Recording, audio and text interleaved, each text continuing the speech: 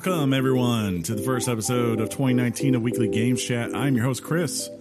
As always, joined by my co-host, Sean. That's right. Yeah. It has been a while since you've been here. Here I am. We had the week off, and you unfortunately got the death. If I cough really weird right now, it's still because there's remnants left. Yeah. Like it's this cough that I'll be like, hey. That was a peak. And then some flemage will come up, and I'm like, well, that's still there. This week's word, flemage. Yeah. Yes. That's good. And John. I don't know what to do. I don't know what you do. It's been a while. I forgot how to do this. It is.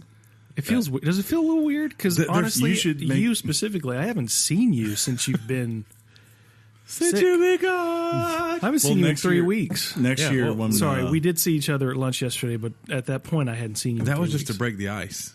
Think so? Yeah. like we all looked at each other when Like, we each, because we showed up at different times and we just stayed. We're like, hey, Yeah. I know I sound like a girl right now, but I wanted to call you so many times. I know. I I wanted you to call me. Yeah, things got so busy. Yeah.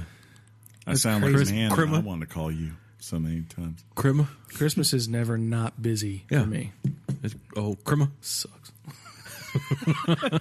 We actually, John and I IM'd what we got each other, or not what we got each other, but what we got for Crema. Ooh. Well, Chris always gets money. Yeah, he just That's gets pretty much what he make gets. money. I do not argue. So, what kind of checks is your family cutting you these days for Christmas? Making That's money personal. moves. A lot of things are personal, but doesn't mean that you're not willing to share. You're right, and I'm not. All right, Is there let's say- zeros? There are zeros. That's good. That's all we need is some Three zeros. three zeros? 1 0. $10. 10 cents. It's like 10 cents and a pair of socks. See you next year. Very nice. They're got like, some come to socks. trivia on Wednesdays. Dude. We need you. I got so many socks for I Christmas. got a lot of socks. I went, am I officially old white married guy now? Because I got a ton of socks. Exactly. My dad used to be that guy when I was a kid. Like, everything from my mom would be, or Santa Claus would be, the premium stuff, but in the stocking every year for my dad, just socks and underwear. Yeah. That's all you need. This year my mom was like, back in the day, we used to put like oranges and things and fruits and stuff in stockings. I told my wife that Your wife? years Hey, ago. did not miss a beat. Years ago, when we first got married, she woke up one Christmas morning and was not at all understanding of why there were oranges, walnuts, Yes. crazy stuff in the stocking. Like, my parents did that all my life. Yeah. But and I hope Aiden, well, he doesn't. Well, No, let's just he's be professional about what you're going to do. Santa Right. is solely in Clarissa's family. Santa is solely responsible for the stocking. Gotcha. That's his. So Yeah. I mean, I knew that too, but I just thought Santa was really cheap growing up, and I never ate the walnuts. How the heck do you eat a walnut? Well, John. Buy a cracker. Chin nuts, though, that was always my favorite. Oh. Chin nuts. See, because that's Yes. Now, the other thing that was always nuts nice are on the was wall. What do you call them? in the stockings as I got older, before we kind of just abandoned all of it, was lottery tickets. Oh yeah, It's nice. Those are good yeah. gifts. Yeah. Clarissa introduced that to me as well. I've done that for her a couple of years, and I just they're can't. pretty cool. I couldn't imagine doing that because there's that moment of I What bought if you that. win? Yeah, like what if it is like the $500,000? It's a gift, bro. It's a Gift it. gift. That's great. It's not like I had debt and stuff. Hope you enjoyed this house we're in today. So crazy. But I gotta say, Chris, I don't think I've said this to you yet, and I apologize. Great great music episode. Thank very you. Well, very Thank well you. done. I haven't You listened played to some it yet. things that I hadn't even considered. Yeah. But it's on my download because I want to hear it. I secretly started watching at work. I started watching. We got it. No, Yeah, we got that. Okay, I'm so got it. dumb. Fire them. Fire them. Like I'm technically like I'm smart with technical things and Sure. electronics, Yeah, but my dumb self did not realize on your Netflix app. Oh my if, God. If you I chose know what you're about to say. you could download episodes. You are so and dumb. watch them, not stream them. I- They're on your phone. I knew that. I don't know how to do it. You have to show You me. just that. go in there and just hit select download. Yeah. And then they keep them for a little while, and then For a little while. and then as you watch it, you can immediately delete it to save storage and whatnot. Oh my God! So I caught up on episodes of things, and then recently, a friend of the show whose birthday it is today, the Orion Leaf of the show, Mike D. He'll never hear this, so happy birthday, Mike. Yes. He gave me his credentials for his YouTube Red, which is the premium content. And on said YouTube is the greatest show of all time. Oh, you must be talking about Cobra Kai. Cobra Kai. Isn't it great? Dude, it's the greatest thing ever. So those are the things that have happened as to why I haven't listened to the music episode. But man, it's cool, man. And then I'm so mad at you because I know you had asked for possible songs. Not mad at you. I'm mad at me. Sorry. I got that completely backwards. Yeah, you asked for songs, and I should have told you, Tetris, that music is There's some from Tetris. There was Good. some. good. Yeah. I made some logical guesses. Yeah. On there, so I was like, I want to make sure. Okay, let me pull something from there.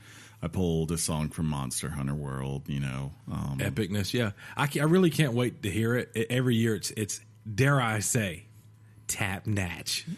There is there's one little part of that thing that I'm very proud of outside of I did one thing where I did something different. I did like a God of War suite. But early on there's a part that I really like and Jeff, even I was talking to him and he mentioned Who's Jeff? Yeah, I know. Which was you mean the lesser Sanders? And you'll like this part because it's kind of like this almost lo-fi EDM period of music that just goes on for about 3 songs, and then I ruin it by putting Assassin's Creed in there for John. It's just let's completely have a completely drastically different song. Was the music good in that game? Oh yeah. Yeah, they're always good. I always joke the hard part for me in Assassin's Creed every year is every single one has a version of Ezio's family theme, that aria with the chick singing. But I resisted finally for probably the first time in all the years they've released one of not putting that one in there. I was like, maybe I should put the main theme for once and just let that be the song. Well, you say aria, and I immediately I think of when I first get here and John's humming the theme song to Game of Thrones. Yeah, that was really weird. So yeah, it was weird. I guess. Is it a thing? No, it's not. It's not a thing. You know, you got till what is it, April or something? If you started now, you would be you have the perfect thing. It's kind of like those people back in the day. I want to say Ryan Leaf was one of them, where people just didn't understand how hard it was for especially Lost, because it went from a show that was 24 episodes a week or a year, right? So you were pretty good and you only had to have a 3-month break to all of a sudden it being offline for 6, 7, 8 months. And perfect time everyone who's watched that show, they always end with a pretty significant cliffhanger at the end of their season. So you just have people speculating. It's the same way with Game of Thrones. It's okay, where they literally ended the last year's episode, everyone's like, I just want to see the next 5 minutes of that, right? That's all we need. Yeah. That's all we need. So, you're in that golden spot, though, because you haven't watched it all. You could literally start right now. You wouldn't have to even, binge it. Just take your time, watch a couple episodes a week, and by the time by the time you get to April, you would be primed and ready to go. Just watch it every week. One of the Netflix shows I did watch, I don't know if we talked about it or if you guys had seen it, was the OA. I have seen the OA way back. Dude. That's a weird show. Speaking of cliffhangers. Oh, yeah. I hope they don't ever make another. They are. I think it's crazy that you hate it and Who's I love in it. Probably the most noble is probably the most noble person is Phyllis from The Office. Yes, and she's not Phyllis from The Office in this one. No, she's not. Yeah, she's serious teacher lady. I wouldn't say I completely hate it. I was just why? What is this? And it was just kind of I had nothing to do, so I just sat on the couch and watched it. It was good. I liked it. It was one of the ones I learned how to download stuff, John. I watched on Netflix The Bodyguard finally. And with Whitney Houston and Kevin Costner? No, not that one. Oh. The one that actually it's got old Rob Stark in there. Yes, I know what you're talking about. It's supposedly pretty good. Yeah, that show is intense. Very, very intense. So if you I would say, I'm trying to think of some. If you 24, things like that, I think you'll enjoy it. Jack Bauer, John. Yeah. Oh, yeah. Or Jack Ryan. Any of those kinds. I'm fresh off the viewing of Into the Spider-Verse. I told you guys that, and I just wanted to put out there into the podcast waves that it's if you were on the fence like I was, and you're like, I don't want to see an animated Spider-Man. You're wrong. It's freaking amazing. It is. It's not like you think. In certain parts, it's almost like reading a comic book by the way they they do it. Yeah, with the words and things. Like I said, there's a part where he throws a bagel, and when he hits the guy, the words "bagel" pop up instead of "power" or anything like that. And you're it's like, super cool. Just little nuances like that. Nuances. This is fine, dude. Don't worry about it. But I was like, how do I say that word? Nuance. It's a nuance. It's a nuance. If you just say it with confidence. In one of our local theaters, there's 2 big posters up, and that's usually the big movies they got there. Spider-Man is one of them, and then Aquaman is the other one. I watched both of them. I love both of them. Did either of you? I saw your post on Facebook, and I may unfollow you if you do anything like that again. What? I don't care about your threats. Aquaman? Your idle threats. I loved Aquaman. It was awesome. But yeah, Chris was somewhat not quite critical of it, but he pointed out some things that he saw wrong with it, and I went, man, I like to go into a movie like that without reading anything, any biased opinion, anything. Yeah. But I will say that I go in and I loved Aquaman. Well, I think Bumblebee, as much as I did like it, okay, it's probably my favorite beside the first one, the first Transformers movie. I think it got a 20-point bump on Rotten Tomatoes simply because Michael Bay didn't direct it. I think you might be right. It was very simplistic as a story, and we talk about how it focuses on it needed to focus on humans, but on one hand, it did focus on humans, but it was E.T. and the Iron Giant. Yeah, so it did something. It just didn't do anything new. It didn't do anything, and I didn't care about her teen angst. I did not care. I like that you said teen angst. I love it made me realize I love robots fighting for 2 hours. Mm-hmm. You've forgotten that? And there's a testament to this movie. You know, one could say that people are finally sick of them after 6 films, but, you know, take the sarcasm with that as you will. I think people were just like, this is just... this is just 90 minutes of a relationship with a robot, and at the end, you get a Rocky fight. Oh. So, and you get John Cena. You can't see him because you just can't see him. Yeah, he was pointless. But I will say people still play Assassin's Creed games, too, and they've turned out to be getting better and better, huh? Yes, I think it's... Yes, they do. Good point. The thing that was impressive with me, Bumblebee's like made for like a fraction of the cost of the other movies. And it's just... and it's like so much just... It's I would rather have that personally. I want a movie like, like when I look at the ratings, I'm like, I think it's got the high rating on Rotten Tomatoes probably just because it's a very enjoyable film. Like 93 or 94. Yeah, it's like you actually look at the average, it's like more like 7.58, and I'm like, yeah, that's probably about right. A little girth. Wait, you what? Know? It's like I watch it and I don't mind anyone ever doing the E.T. or Iron Giant story because that's just a really good like type of story to do, like fish out of water, coming here and making relationship with someone who's local that you identify with, you know, as far as being human or whatever. The other big thing, that soundtrack of that movie is great. Like 80s is a very dangerous thing with music, and there's a lot of cliches that came out or that come out when people make those kind of soundtracks. But this is one of the ones I was like, man, this girl loves the Smiths. She loves Morrissey. She loves The Cure. I was like, to me personally, like I have a bias towards that already. Clarissa hates the Smiths. Does she? Absolutely. I hate Morrissey. So, as a person who's in this, don't get me wrong, I enjoyed it. Bumblebee's the best thing about all of the Transformers movies in general. Agreed. So don't get me wrong. I mean, I'll buy it when it comes out. I really enjoyed it, but I think about, you know, that Michael Bay. People have this Michael Bay derangement syndrome in Hollywood. It's almost like the cool guy to hate, like Nickelback. But anyway, I'm through with standing in line in clubs I'll never get in, bro. Speaking of Bird Box, did nobody see Bird Box? I watched Bird Box. Okay. I didn't. I thought it was all right. Yeah, I think it was like perfectly. That's the kind of thing that needs to end up on Netflix. Like versus.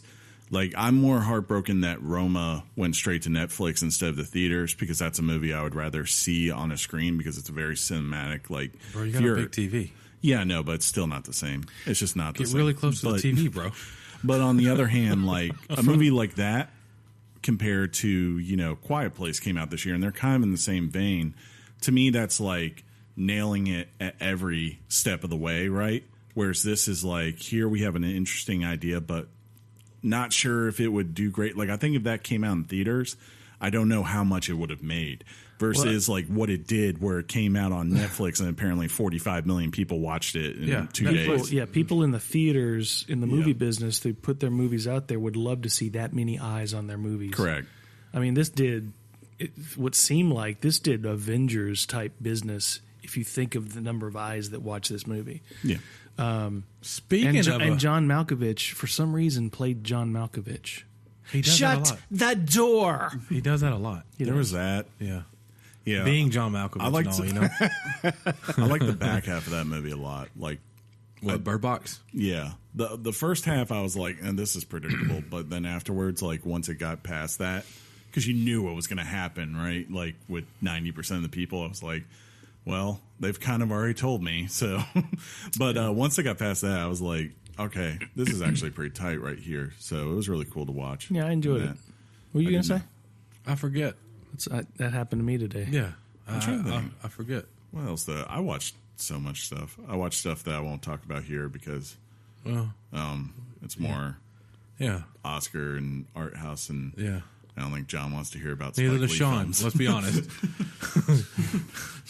Yeah, you're getting into your season where you're getting all your stuff ready. I broke down and finally got AMC A-List. That's what it's called, Stubbs A-List. Went to the screening room.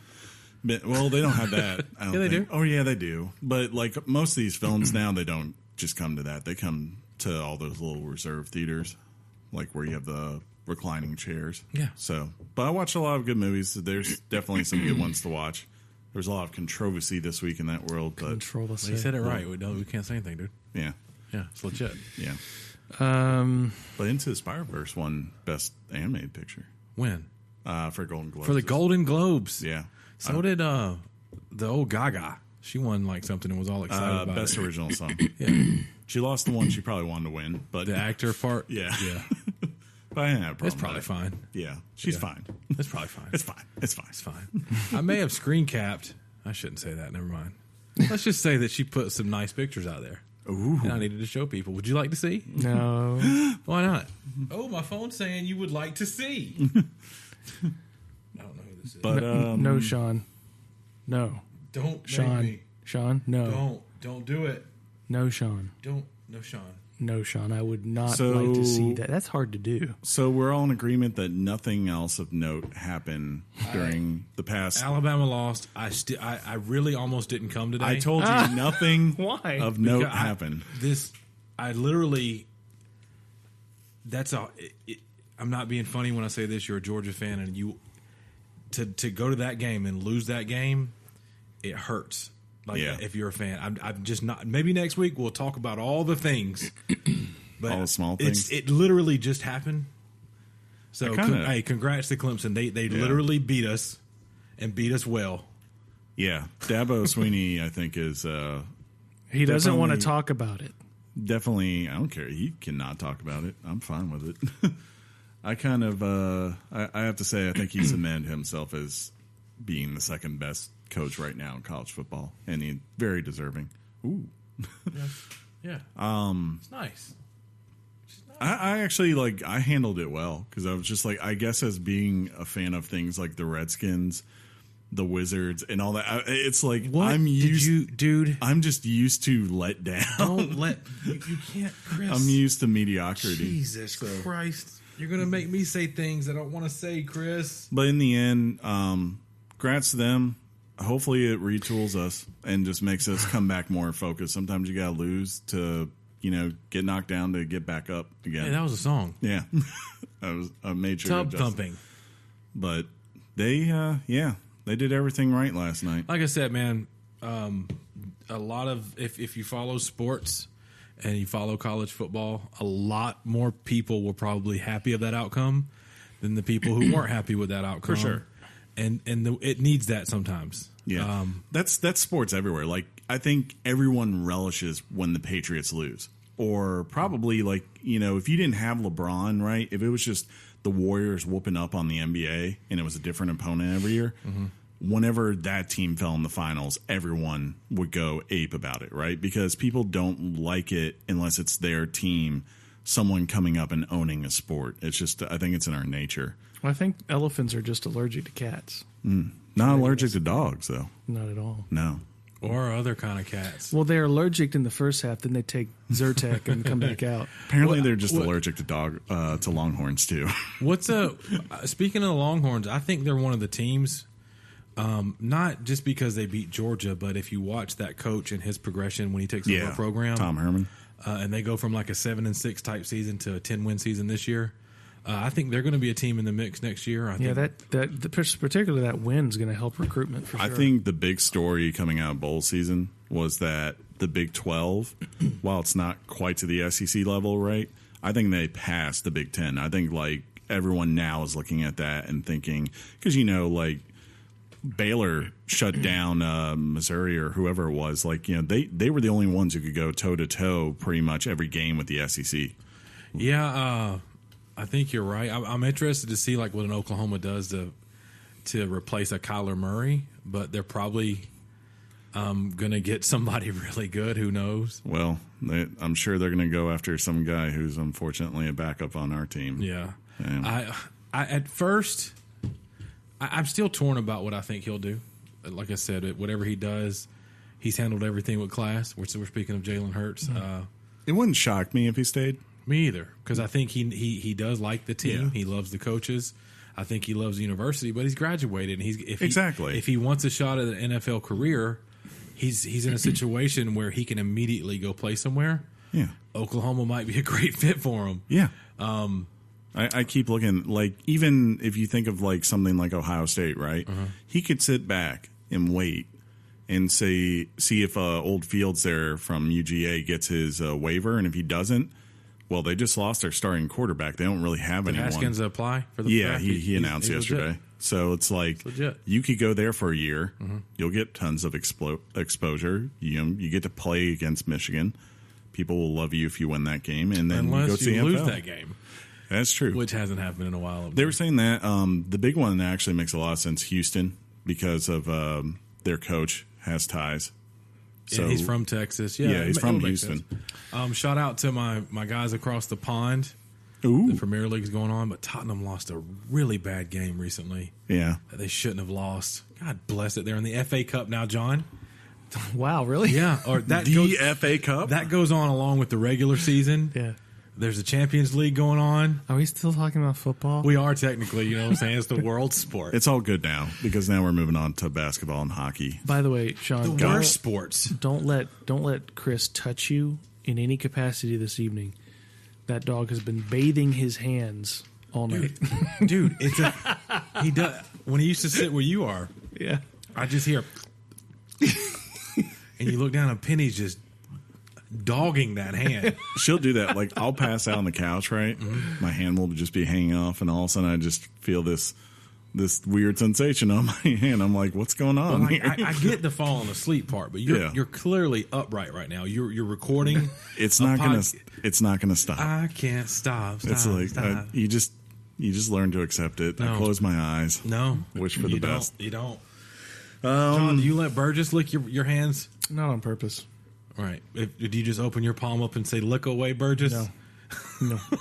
Well, to be fair, it's a little bit different with Burgess because he's like, he starts here and he just keeps climbing up, just trying to be like, just let me love you, you know. There's this one time I said, Burgess, I'm going to get down and let you lick my face. Do you not know what to do? No. He knew exactly what to do. He seized the day. I took my glasses off. And it went down? He went down. He just almost swallowed that audio. That's probably a really grotesque thing to talk about. It's probably a little creepy, too. I didn't mean it to be. You just wanted to see what would happen. He's a licker. Yeah. He loves... Yeah. You cannot stop him from doing it. I don't know. Some dogs are just like that. And he licks the weirdest things. Yeah, like lick your knee. I think you should just stop right there and let it be. He'll walk. He'll just walk by Clarissa and lick her big toe. Just walk by. Just drive by lick. Call them Burgie bombs. Is that what they're called? Burgie bombs. I like it. Boom. Anyway, that's awkward, and I'm sorry. It's probably well, you know what? That's a great transition to the topic of the week. Awkwardness and Burgie bombs. Mm-hmm. Yeah. You guys ready to do this? What are we doing? I don't know. You played a game. Okay. Let's do it. Topic time.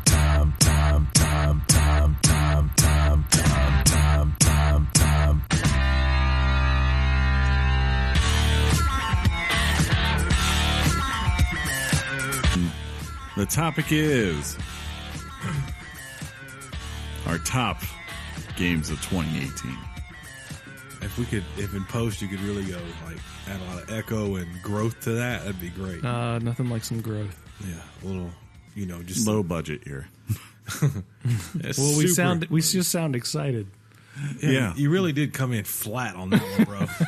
Need to tighten that up. Hey, all right, redo on 3, 2, and 1. The topic is a little over top on that one. So, are you guys prepared for this? I mean, Are you going to be thinking about it as you go? No, I got it, but you look directly at me when you asked that question. See, I have my list. do you know how prepared I am, and it's John? laminated. If you have a list, you're lame. It's John, laminated. Do you know how prepared I am? Because you know me. He's about to make a click. No. I'm not even going to show you yet. If you look at these guys, these guys can see at the very bottom of my screen. There's a little Excel icon there. I not only picked my top 5, I predicted both of your top 5s. Because he has to. He just has to. I think you know my number 1, but I don't think you know the rest of them. We'll see. I'll show you at the end. Yeah, you will. So I think in honor of everything that Chris does for us and does for this show, I think he should do the honors of going first. But basically... No. I think, should go first? Our fans who wrote us in. Oh, yeah. That's obviously the way to go. Yeah. I did put this out. Save that for a minute because that was getting good. I put this on the Twitterverse this past week. I said, hey, we're talking about our favorite games of 2018. What are some of your favorites? We got a couple replies on there. You can tweet us at Weekly Games Chat on Twitter if you get out there, right? First up, Tobias tweeted, I don't have a PS4, so I didn't play many 2018 games. So of the limited games I've played, Shadow of the Tomb Raider is my game of the year, but I probably would have enjoyed Spider-Man most out of the big 3 this year. Next up... Hey, you should do their Twitter handles. Oh, should I? Yeah, that was at Zexen389. You really want me to try to... At Platinum Twitch wrote this, Chris. Beat Saber, perfectly designed learning curve that makes you feel like a Jedi Master, only 3 trophies away from the Platinum. That game is fun. I like that one. S10 Draven Kelly said, as much as I hate to admit it, Black Ops 4. I got a PS4 for Christmas, and it came with it. Love Blackout mode, so I picked it up on Xbox also. You may not be alone on that one, S10 dropping, because that game is the jam. Tyrannosaurus says, Detroit Become Human blew me away. Tomb Raider was awesome, and I know unpopular with some, but I really enjoyed Far Cry 5. Honorable mention goes to Wii Happy Few. The game John never played for some reason. But really wanted to. Yeah, couldn't. It's amazing that you didn't play that game. There was reasons. Budget-wise, and I just couldn't justify it. I'm like, what? I've been playing a lot of... I can't remember. Is it on Game Pass? Not right now. I'm Maybe sure at some it will point eventually. it will be. Yeah. Mario Lando says, so many 2018 was a great year for games. I think my favorite of the year was Spider-Man. Got my first platinum. Can't believe how satisfying it is to get a fake trophy. Game on, gentlemen. Looking forward to the first cast of 2019. Game on, Mario. Game on, Mario. He's absolutely true. Like when you get those trophies or those achievements, it's amazing how good you feel. Well, he wasn't the only one. Because Clinton Wiley 3 says, Grats, Mario Lando. Spider-Man was also my game of the year and also my first platinum as well. The game was amazing, pun intended. Yeah, because see, John, Spider-Man is known as the amazing Spider-Man. No, it wasn't amazing. It was spectacular. Ooh. I would say it was ultimate. Was it Goaty? It was web of. Was it Goaty? Goaty. It was very 2099. Was John's running Goaty out of Spider-Man? John's Goaty was Spider-Man. I was so all up in that Spider-Verse. Yeah, that's good stuff. We also got 2 emails in with Game of the Year list. They wrote those to weeklygameschat@gmail.com. That's weeklygameschat@gmail.com if you want to comment. First up comes apparently our former president, Bill Clinton. who wrote in and said, "Hey, all, I just wanted to share my top 5 games I played this year. To go along with your episode this week, let me preface by saying I've only put... it's preface? I'll say how I want. You said preface, and people will hear it. I will say how I wish. Saying I've only put a good amount of time into 5 games so far. I was out of the console gaming for several years and recently got back in at the end of August of this year. First up at number 5, we got God of War. I like the graphics and the story, but I couldn't get into the gameplay. Was I doing that to you? I'm sorry. Next up is Middle Earth Shadow of Mordor. I'm 2/3 of the way through the game. The only reason I stopped was because I got Red Dead Redemption 2. I'll go back and finish this one. Oh, what happened? Red Dead Redemption 2 is at 3. I got this for my birthday in late December. Happy birthday. And I'm only 71% in the story. I can see this jumping to number 1 or 2 when I'm done. Horizon Zero Dawn. Hey, that's another game that came out last year, but is awesome. 100% this game and did the DLC. Sean, play this game already. God, please. Dude, I've got the complete, whatever it's called, edition of it and haven't even opened it still. And at number 1 is Marvel's Spider-Man. I also 100% this game and will be getting the DLC soon. Love, love, love this game. Excited to listen to your top 5s this week. Until then, I'll simply say your mom's box. Peace out, everybody. And whatever John's new closer is, game on, Chris, Sean, and John. Here's to a great 2019. You know, it's funny. Game on, Clinton. I'm finding this is the definition of anecdotal, but I'm finding, you know, critically speaking, God of War and Red Dead Redemption 2 being kind of split down the middle as far as websites game of the years, but I'm finding that Spider-Man is like the people's game of the year. It's interesting. It's the people's champ, John. I think it's because it's the funnest game. Yeah. Like, heaven forbid a game be fun. Then, if we're being honest, we live in a world that's dominated by Marvel, right? In a world. So you give people a great Marvel game, of course they're going to love it, right? And now it's almost at 10 million units sold, which is a big number. That is true. That's next a lot. up, Ever. He wrote in. This is a long one. Hey, Ever. He says, Chris, thank you for this year's Music Spectacular episode. I saved the episode for when I go back to work after the Christmas holiday break so I could sit in my office, crank up the volume, and just enjoy the dulcet tones of some of 2018's best gaming music. Another great episode as always, and I enjoyed all the soundtracks, even from the one games I didn't really like or get to play. Thank you. Since the next time y'all are going to be reading these emails is the Game of the Year episode, I thought I might as well include my list. So here we go. At number 10, he's got Detroit Become Human. Apparently he doesn't know we only do 5. That's fine, Chris. You don't have to be a Richard to a guy who took his time, put keystrokes together for you, and hit a send button. Sir. You son of a... You are out of compliance. Number 9, Ni no Kuni 2, great anime game that had me pulling a Fable 3 and leaving my PS4 on during the day so I could collect the monies. I did the same thing. That sentence just sold me on that game. Moonlighter, one of the few indie titles that grabbed my attention this year. Love the art style and the music, plus the whole premise of you being a shop owner that has to hunt down their own merchandise to sell at your store was unique enough in a sea of AAA games this year. Far Cry 5 at number 7 came out at the perfect time when nothing else was around for me, and I was able to power through 2/3 of the game before it got to be too much for me. The last third, the northern part of the map, just dragged on too much, even though I loved the ending. Shadow of the Tomb Raider is number 6. Played this right after playing Red Dead 2, and it was the perfect game for me then. Got placed lower on my list because after the masterpiece that was Red Dead, the game didn't seem that great. Monster Hunter World at number 5. As a fan of the series since the PlayStation 2 PSP days, this was almost the perfect version of Monster Hunter I've been waiting for since 2007. That's 207 there. 2007 if we want to go with. Yeah. Marvel's The Spider-Man is at number 4, is the best Spider-Man game ever made. Enough said. Assassin's Creed Odyssey at number 3. Originally had this game at number 2, even as I was playing through Red Dead. But after being Red Dead, I went back to Odyssey and finished up all 3 storylines, and it just couldn't hold up to Red Dead 2 for all its faults. Red Dead had me. The parts that it did right did them so right that it really just showed me how much better polished Red Dead was compared to Odyssey. Red Dead Redemption 2, speaking of which, comes at number 2. he says is the game of this generation. Chris has pretty much said everything to make this an 11 out of 10 game, but some reasons it came in at only 2 were because before I played Red Dead, I played Assassin's Creed, Spider-Man, Destiny 2. All 3 of these games were high-paced, high-action games from the start. Step on the gas and don't let go. Red Dead's first 5 hours, on the other hand, is some of the slowest grinds of any game this year. Fast travel, understandable.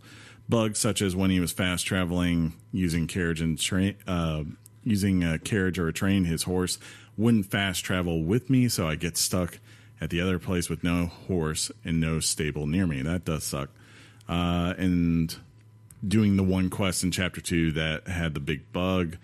Speaking to people at camp would unlock mini missions, which you could give each person you buy in the game, but basically there was a glitch, and you might miss some of those conversations if you did one thing. But, of course, number 1, he's got God of War. Not too big of a shock there. Good pick. Game of this generation, y'all have explained why this game deserves to be praised, and I agree. Not only is the game on the same level, camera work, voice acting, environmental design as Red Dead, but the combat is just the best there's ever been. He did have 2 honorable mentions. Those were Destiny 2 Forsaken and Shadow of the Colossus, which he said since Chris included the game in the Music Spectacular, I thought I'd include it in my list. I don't have a problem with it. Yeah, that was his first game he played on his PS4 Pro and 4K TV. Yes. And then how do you know? He closes and he says,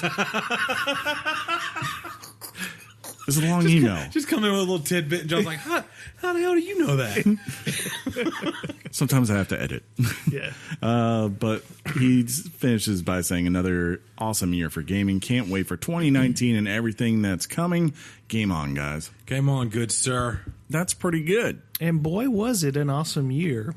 It was an awesome year. Has it been think of another better year. Like so much good came out. Well, it's interesting. I could swear that 2017 was proclaimed the best year in gaming before that. So I'm just with the way it was this year, I'm just super excited for 2019 because I think a lot of good stuff's coming out. I want to say, like, pondering on it, I would say, like, I think the depth. Wait. Put your fingers on your chin. Yeah, you got to ponder, bro. Now go ahead. Okay. I think 2017, in terms of, like, just depth, right? From top to, like, just how far you go down until you start to go, that's all right. Mm-hmm. I think, like, 2017, that's where it has it beat, but you could make a very strong case that I don't know if there's been a better, like, top section of things, just like you're like, wow, that actually hit the mark. That did what you were looking for type thing, you know? Because last year, to me, it was like Super Mario Odyssey, Zelda. What else was last year? Oh, and Nier Automata. And then there was a bunch of just solid games, like versus this year, like where it was really hard to get it to 5 for me this year. Not only that, but this year you've got a larger variety of different types of games that have been everybody's. Yeah. Like you talk about, whether I was wrong or not is still up for debate, but VR had a pretty good year as far as exposure and good quality titles. Yeah. Not to mention, Rockstar with their game, God of War, and then you have these platform games like Celeste and, The Messenger and all these other games that keep Guacamelee too. And then these strategy games like, Into the Breach, stuff like that. So it's just been a bigger catalog of types of games that were top notch that appealed to everybody's different. It wasn't just open world action games, right? That's a good way to say it. Yeah. So kicking this off, you want to do? Anyone got honorable mentions? Figured we'd throw those out first. I'd say let's do those after. Yeah, because it might ruin. Why? It might ruin what people might think. Ruin it. Yeah. I think if we just did that, like just shout them out. Because I guarantee you're not going to have my 2 on there.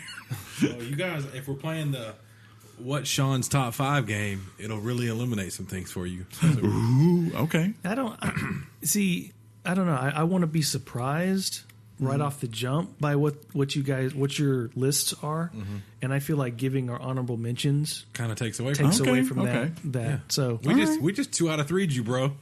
You see, this is how it is, folks. 2 out of 3 ain't bad. Bro. They yell at me all the time for going in reverse or not going in reverse order. And the one time I'm like, we should start in reverse. Let me get out my laminated card. Did I tell you I laminated my card? And the winner is... Man, just don't let Faye Dunaway and announce it. The Oscars. That was an Oscars joke. Sorry. Yeah. Take Impact. Well, there's an episode of... you ever watch Friends? There's an episode of Friends where Ross and Rachel come up with a list. And everybody's familiar with the list of the top 5 celebrities that you can sleep with. It's your hall pass. Yeah, that you can sleep with. That and your significant other can't be upset. So Ross, being Ross, just sweats over this list. He crosses things out, adds something here, considers that the fact that one actress he eliminated from the list was international, so the chance would be less that he would be able to do it. So anyway, he finally gets the final list and it's laminated, so we can't make any changes. And the person who is international walks into the coffee shop. And he had scratched her off his list. And he said, well, it's not the final list. And she's like, well, it's laminated. It's the final list when it's laminated. He lost out on what was the actress's name? Isabella Rossellini. It was in the 90s. So Chris should watch that show, by the way. I will never watch that show. I refuse. Refuse. Okay, so kicking it off. So you're saying I should go first? He had a whole spiel, and then you Richard it up. Because I'm sorry, our listeners wanted to hear their thoughts on the air. Of course, they would have. Christopher, I'm with the people, Sean. Yeah, we are too. My number 5, this was kind of set for a while, and then I played a game that ended up being an honorable that made me think very hard. About what was going to be number 5. Oh, I know what it is. What is it? I don't know. No. But my number 5 is Dead Cells. I think I love those kinds of games, like the roguelite action things. And I'd heard about this game. It first came out in early access in like 2017 on Steam. But it wasn't a game I really wanted to play on my PC. I wanted to play it on a console. In retrospect, I wish I'd probably gotten it on Switch, just because it is a game that is designed to be like pick up for 10 minutes, do a run, see what happens, and then put it down and go about your day, come back and go again. But it's just like, it's really fun because, you know, the action side-scrolling 8-bit, 16-bit, whatever game has been making a comeback for quite some time, which is really cool.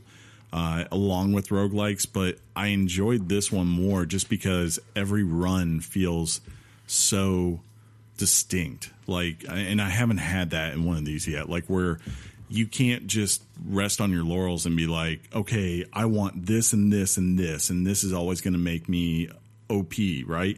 You don't get that because you have to take what the world is giving you randomly on that run and figure out what pieces together. And sometimes like you get these runs that are so comically terrible because they're just not very well builds to make for your character.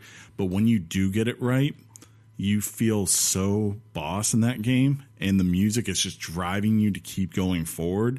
And at the same time, your tension just goes up so much because you know if you die, this is it for this run. You know, you don't get to keep any of these things you built up. So you're just like trying to be perfect as much as you can as you keep going through the levels. And I loved it. It was cool to find out the map. It was cool to just see all the different music and art styles they could do. I haven't finished it yet because it is just that hard of a game, and I've had other things come up, of course, since then. But it's one of the ones I really do want to pick up again and get. And I'm thinking I'll probably rebuy it on Switch, and that will be a game that I can just kind of like play whenever I've got 10 minutes to kill. You can do what you said you should have done from the beginning. Yes. I love the look of that game. I love the look of that game. You'd like that game. The concept of rogue, is it roguelite or roguelike? Like. So there's two different types, though, right? There is a roguelite. I mean, I guess that would be a roguelike. light. Yeah, like a roguelike is kind of the and basically that term. Is you're never going to get the same environments twice. You always have it's a regenerating. Your character has a permanent death, basically, okay, and has to restart from zero. But there's usually in these kind of games, like there's a carrying over factor that over time you're building to. In this case, it's like unlocking perks and more weapons and certain tools you can use. So you build that up over time. That helps you as you get these more powerful things, right, and better stats. Like it makes it a little bit easier to go further and further and further until you get to the boss fights. Cool. But I loved it. What was your number 5, John? My number 5. You're not looking at your list. That was a joke. It's just a gag. It's not real. He doesn't know how to laminate things. It is real. It is real. Yeah. Yeah, it is. But I can remember. I can memorize 5 things. You sure? That's what I did this year without a list. So I've been looking at this game every time I'll go into GameStop. I see this game and I stare at it for a few seconds and move on with my day. I've been looking at this game since July, and I finally it was at a cheaper price over the holidays, so I just snatched it up. My number 5 is Dragon Quest XI. Yeah, you've been playing it. Echoes of an Elusive Age. That came out of almost. It didn't come out of nowhere for me, but I know you've been playing that game. Yeah, Ryan Leaf sort of dropped that game on you guys yesterday during lunch. You might not have heard it, but he asked me at lunch. I heard hey, it. blah blah blah. I thought I was like, I've been seeing you play it. So oh, have you? Yeah, because of the trophy thing. Well, no, when you get online, you can see what we're playing. I see your thing. Yeah, it's crazy how that works. So this year has been strange for me in that I've grown, stretched, if you will, as a gamer. Not getting better. I don't mean it that way, but last year it's been years and years. Not since I was a kid that I really ever touched JRPGs. I played Chrono Trigger. Boss game. But that's really one and another one I can't really... I can't remember. You played 2 of them this year. I played 2 of them this year. This Dragon Quest is really interesting. There's games that you have access to in the States and some that you don't because they're primarily popular in Japan. In fact... This is one of the rare ones that released in the U.S. I think it's actually they're talking about it coming to Switch next year. Mm-hmm. This game has already sold 3 million copies in Japan. They actually passed. I think they've actually passed a law that said you have to release Dragon Quest games. Sorry, on Saturday in Japan, because if you release them on weekdays, people will call out of work to play them. That's not a very free market attitude. Well, I'm actually amazed how popular this thing is. It's considered by many, I'm not saying this is definitive, as the original JRPG. I mean, some would say Final Fantasy is. It's the most widely known, I guess, but apparently this one finds those most have always been the 2 biggest. Sure, yeah. But this one is, I would say, at least in Japan. I would say if you are looking to get into it's like my first JRPG. Mm-hmm. Jump into Dragon Quest XI. It's approachable. It's not difficult to understand. The graphics are not something you would see in a Red Dead Redemption 2. No. But the game is beautiful. It's like a Disney movie come to life. Kind of like Ni no Kuni. Disney movies do come to life. Yeah, the art style does seem, from what I recall, to have a very similar, very bright, bold colors in the game. It's sort of an open world in the way that the old 3D Zelda games are open worlds. So now you're going to get Kingdom Hearts 3, right? You should. It's amazing. It's like literally a Disney movie coming to life, John. Well, it's amazing, John. There's just a very Keyblade, bro. It's a beautiful environment, but Sora. But it looks like the characters are very detailedly drawn with significant detail. Yeah. You can see the lines in their art. Yeah, I guess that's really wonky a way to describe it, but everything just works. The systems are great. The fast travel is really good too.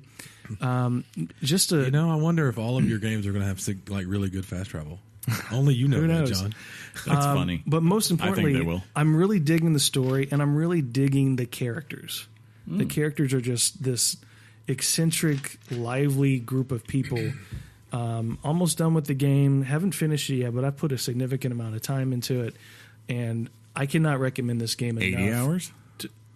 50 to 60. That's not a significant amount, John. Well, it takes about 50 hours to complete the story. I haven't completed the story, but then once you complete the game, I've been told that it's even better after the story missions end. Yes. But because of this game, I've just completely opened a brand new door of more things I want. I want to play more Dragon Quest on 3DS and get a hold of the DS games because those are backwards compatible. I want to play Ni no Kuni 2. There's just so many different games that I'm just sort of hungry for now, and this game is the reason for that. So that's my number 5. Very nice. Yeah. Very nice. What's your number 5? So this game, my number 5, came out in the first part of the year. I believe it was March. And it took me on an adventure that I did not anticipate. I didn't know it was going to happen. In March? And before I knew it, we were I know this game. we were throwing fastballs at each other in a trailer park. Yep. Getting home Oh runs. my God. I know this game. The game's title is A Way Out, and Piece of garbage. what you're going to find for me is, as always with my list on if you make my top 5, if you will, of the whole year, it's going to be on what kind of journey it took me. And it doesn't always get the most significant praise, even though towards the top you'll probably see that. And maybe even my next couple you'll say that was complete bullcrap what he just said. But for the most part, Chris and I played this game, and from the way they tell the story that unfolds and takes this crazy turn, the adventure of the actual way out, if you will. The split screen, the co-op mode, all of it was something I'd never really experienced. And even, I'm not sure if this would have made my list had Chris and I, for whatever reason, not finished it, but we did. And with the ending of the game and the twist that it took, I remember us doing the review, and that I liked it a lot more than you did as far as that big reveal. That was an oh my God kind of aha moment for me. But I mean, we literally have to fight each other after being teammates. Spoilers. What? It's crazy. It was. It was very like. And then it had moments where we're like by a pond and we're trying to get fish out of this pond so we can cook it in this fire, and we're driving cars and people are chasing us, and it really at times felt like this crazy, like we really were this duo trying to get to this away place. And like I said, it wasn't necessarily the best gameplay. It wasn't the best art style. It was about story first. Story definitely was first, and then it had its little moments. There was dialogue, and then again, we're in a trailer park hitting fastballs off each other. It was amazing. That was after we figured out how to finally jack those home runs. Yeah, it was, and that was after Chris did a little investigative thing and found out this person was cheating on this person and was knocking on doors and things. That was fun. Super. Two of my honorable mentions came really close to overtaking this one, but when I really tried to reflect on how I felt playing that game, the fun, the different approach that it took into the way it wanted to tell its story, for me it was really good. I never played it with anybody else but you. I know that you could log on and kind of do a co-op with somebody wherever they were in the world. Yeah. But for me, it was very memorable, and I'm glad that I got a chance to play it. It's for sure one of the most unique experiences this year. Was the ending determinable? Like, could you guys? Yeah. So you guys. There was basically 2 endings. Yeah, and Chris Clemsoned me. Yeah. First time out, I was like, man. But we did. If you do get a chance to play it and you happen to play it with real life friends, and you get to that end, that's the way to play that game. Yeah, if you want to see the different endings, you go back in immediately and kind of do it. You can see the different way it plays out, and there are different paths it could take depending on everything you do. So can you guys just walk away from each other? I wish that would have been even cooler. You could have gotten a narration by Morgan Freeman at that point. I don't know. Morgan Freeman. I don't know if Far Cry 5 is on any of your list. But my brother calls me in the other night, and he's at the end of Far Cry 5, and he goes, "Sean, what do I do?" And I go, "Good luck, bro. Yeah, you're screwed on that one." There's no winning choice. What do I do? Yeah, but that game was good. It started off my first half of the year, and it made my top 5. So shout out to the folks who made that game. Do you know if they're going to make anything else? Are they on the radar to do anything? I'm sure he's working on something. It's called I mean, Weigh-In. they went and made that studio after the first one they did, the Brothers one. So, you know, I would imagine that guy, the crazy French guy, is going to keep making and things. Brothers was an amazing story as well. So that's what they do. Stories generally first with those guys. So Yeah, they're very unique. John already checking out. Yeah. With the yawn. I don't think he realizes he yawns and people hear it. Yeah. Or maybe it's just us. Yeah.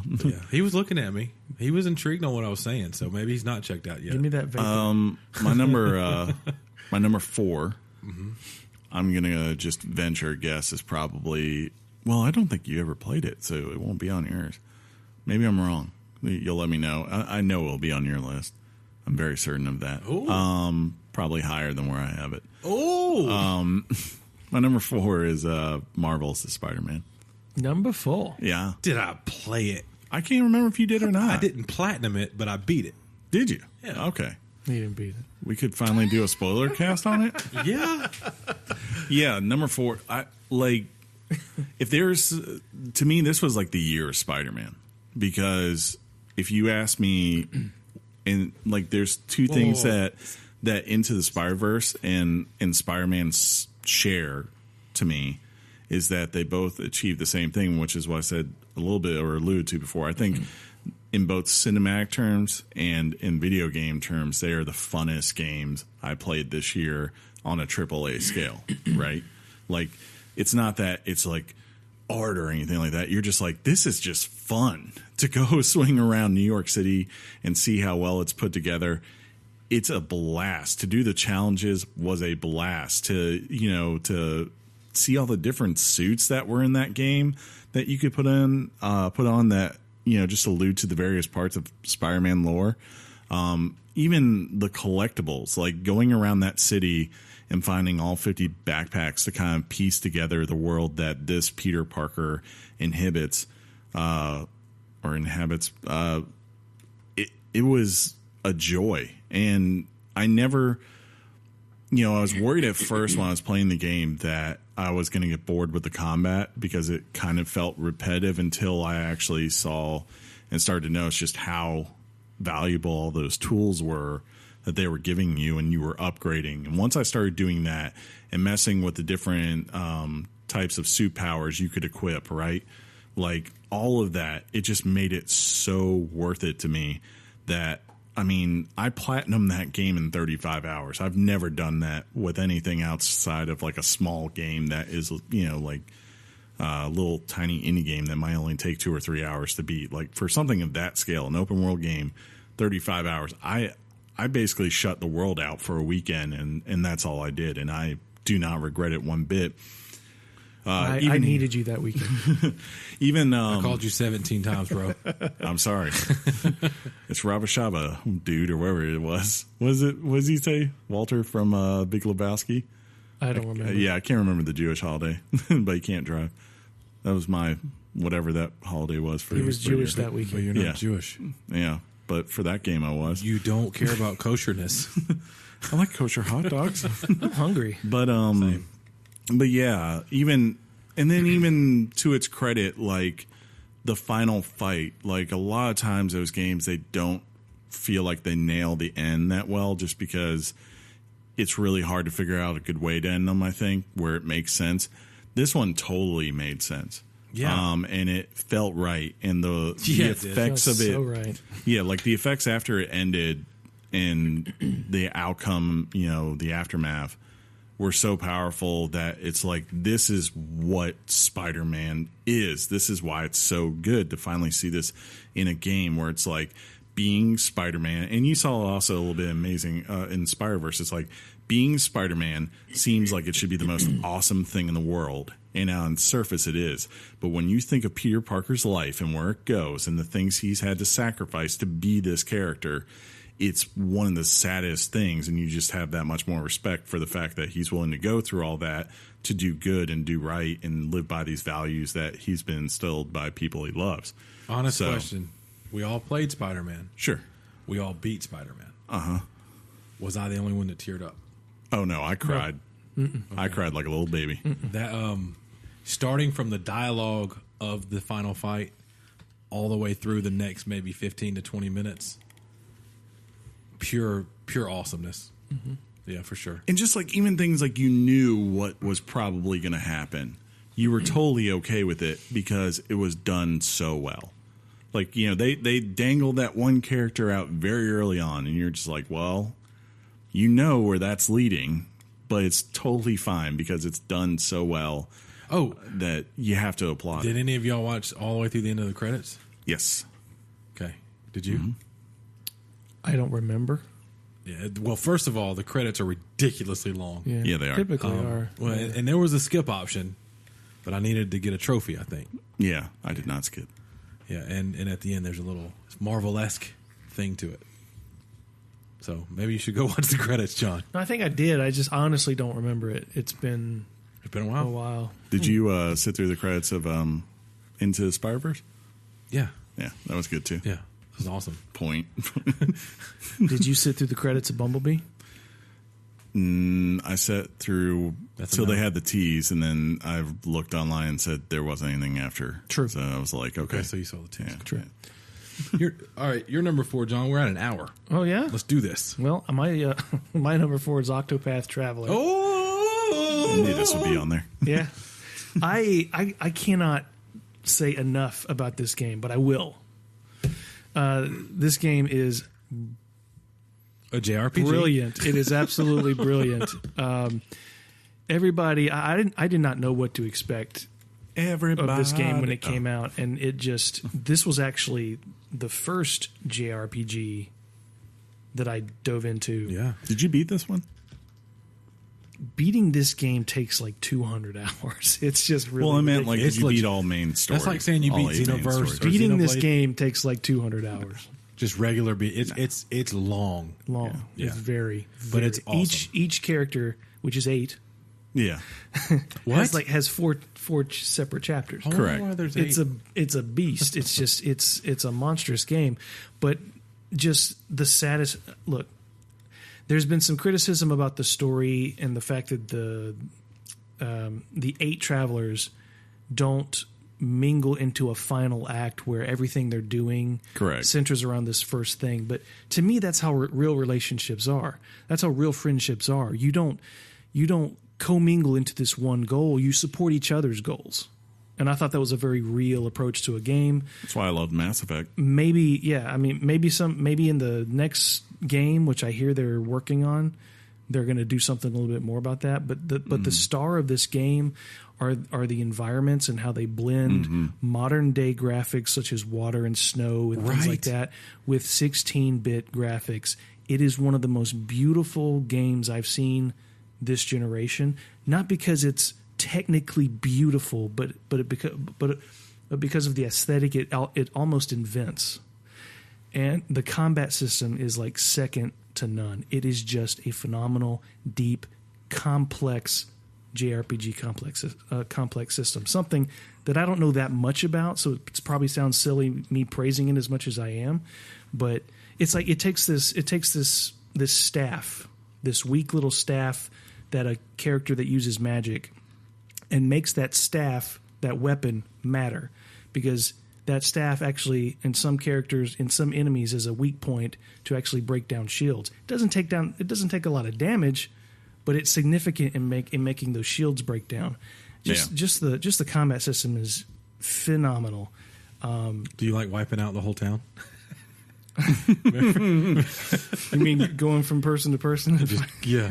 I remember steal doing that. Steal from you. I loved. I steal a lot. I also love the music in that game. Oh yeah. Oh yeah. That's why I specifically requested a piece be put in the podcast. To me, it's the best soundtrack of the year. I often feel with that game, if I had a time machine and I traveled back to like 93, 94, and I showed that to kids of our generation, they would lose their freaking mind if they thought, because like I said, like this is a game from the future. They're like, all games are going to be like this, and be like, no, but here is the one time where someone actually took everything that was great about that generation and put it into a way like it just captures your heart, man. It took me back. I know this has been done before, but I am very impressed with the idea of a character getting a secondary job. Because every character, all 8 characters have these significant attacks and powers. And when you see enemies on a screen and you're in this group of, when you have your 4 people picked out, because it's only 4 at a time, you see which attack powers are most effective with these enemies. And sometimes in the earlier parts of the game, you've got these 4 with you, and none of their attack powers are very effective on the enemies you're fighting. Nope. But these secondary jobs, you can start to blend and merge everybody's abilities, so where you can set up a team that has every type of attack you need. I liked it for leveling. I don't like the. I will say I don't like the idea that you're tethered to one character. I guess that's common. Mm-hmm. I don't really know why. There's probably a reason why that I'm not thinking about. But my hat's off to this game. This game is credited with reintroducing me to JRPGs, and I'm just in love with the genre again. Ooh, that's nice. Well said. You need to get some Fire Emblem. It's crazy. That's more. That's more not his cup of tea. Isn't that like a? That's actually kind of like. It's like an RTS, yeah. Mario plus Rabbids. Yeah. But you would still probably like it. I can't believe, like, Octopath comes out, and of course that's your first, and then your first 2 on your list are kind of like, okay. I think I know the rest of your list though. Yeah, and Dragon Quest. I think I do too. Dragon Quest we didn't even cover. We didn't cover that game. Yeah. Mm. And what makes me feel better about that is I'm no longer fearful of stretching out for, we've gotten letters from people going, I wish you'd cover this game. Well, it was a JRPG. Now, to Chris's credit, we covered Ni no Kuni. Yeah. We did cover Octopath, but I'm excited about the more things I'm now more comfortable covering as a host of the show. So like I said, you can listen to John playing Kingdom Hearts 3. We're going to stream that live for Weekly everyone. JRP chat. Sorry. Japper chat. Sean, what was your number 4? My number 4 is a PlayStation exclusive. That's it. Okay. It's just a PlayStation exclusive. It is the title to own if you have a PS4 Pro. Oh. I just said that to mess y'all up. Yeah. No, it's a VR title. You guys, John mentioned that he thinks I'm going to have several VR titles on my list because I played VR titles this year. It would make sense, You right? played the snot. I don't even know what your eyes look like anymore. You're were- wearing the headset right now. Not to reveal anything, but in the Chris rankings, I might have had you having 2.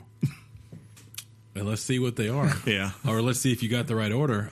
This one, That was the like hard I said, part. is the must own title if you have a PlayStation VR. It reestablished.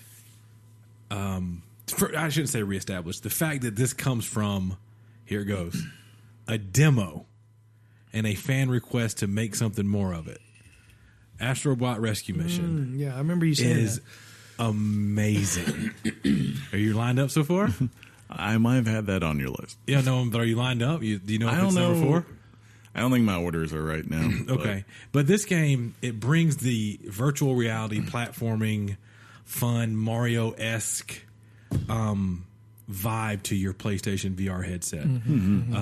The beautiful, like the insanely beautiful graphics. So gorgeous. It's so bright and so colorful and so whimsical and so fun. That it takes that demo, and I said this when I covered the game, it takes the demo that you know from your PlayStation demo disc thing, and it just blows it up. It's on steroids. Boss fights are very memorable, but they also are very, I hate to say it again, Mario-like, to where once you figure out the pattern, kind of 3 hits here and there, and you're done.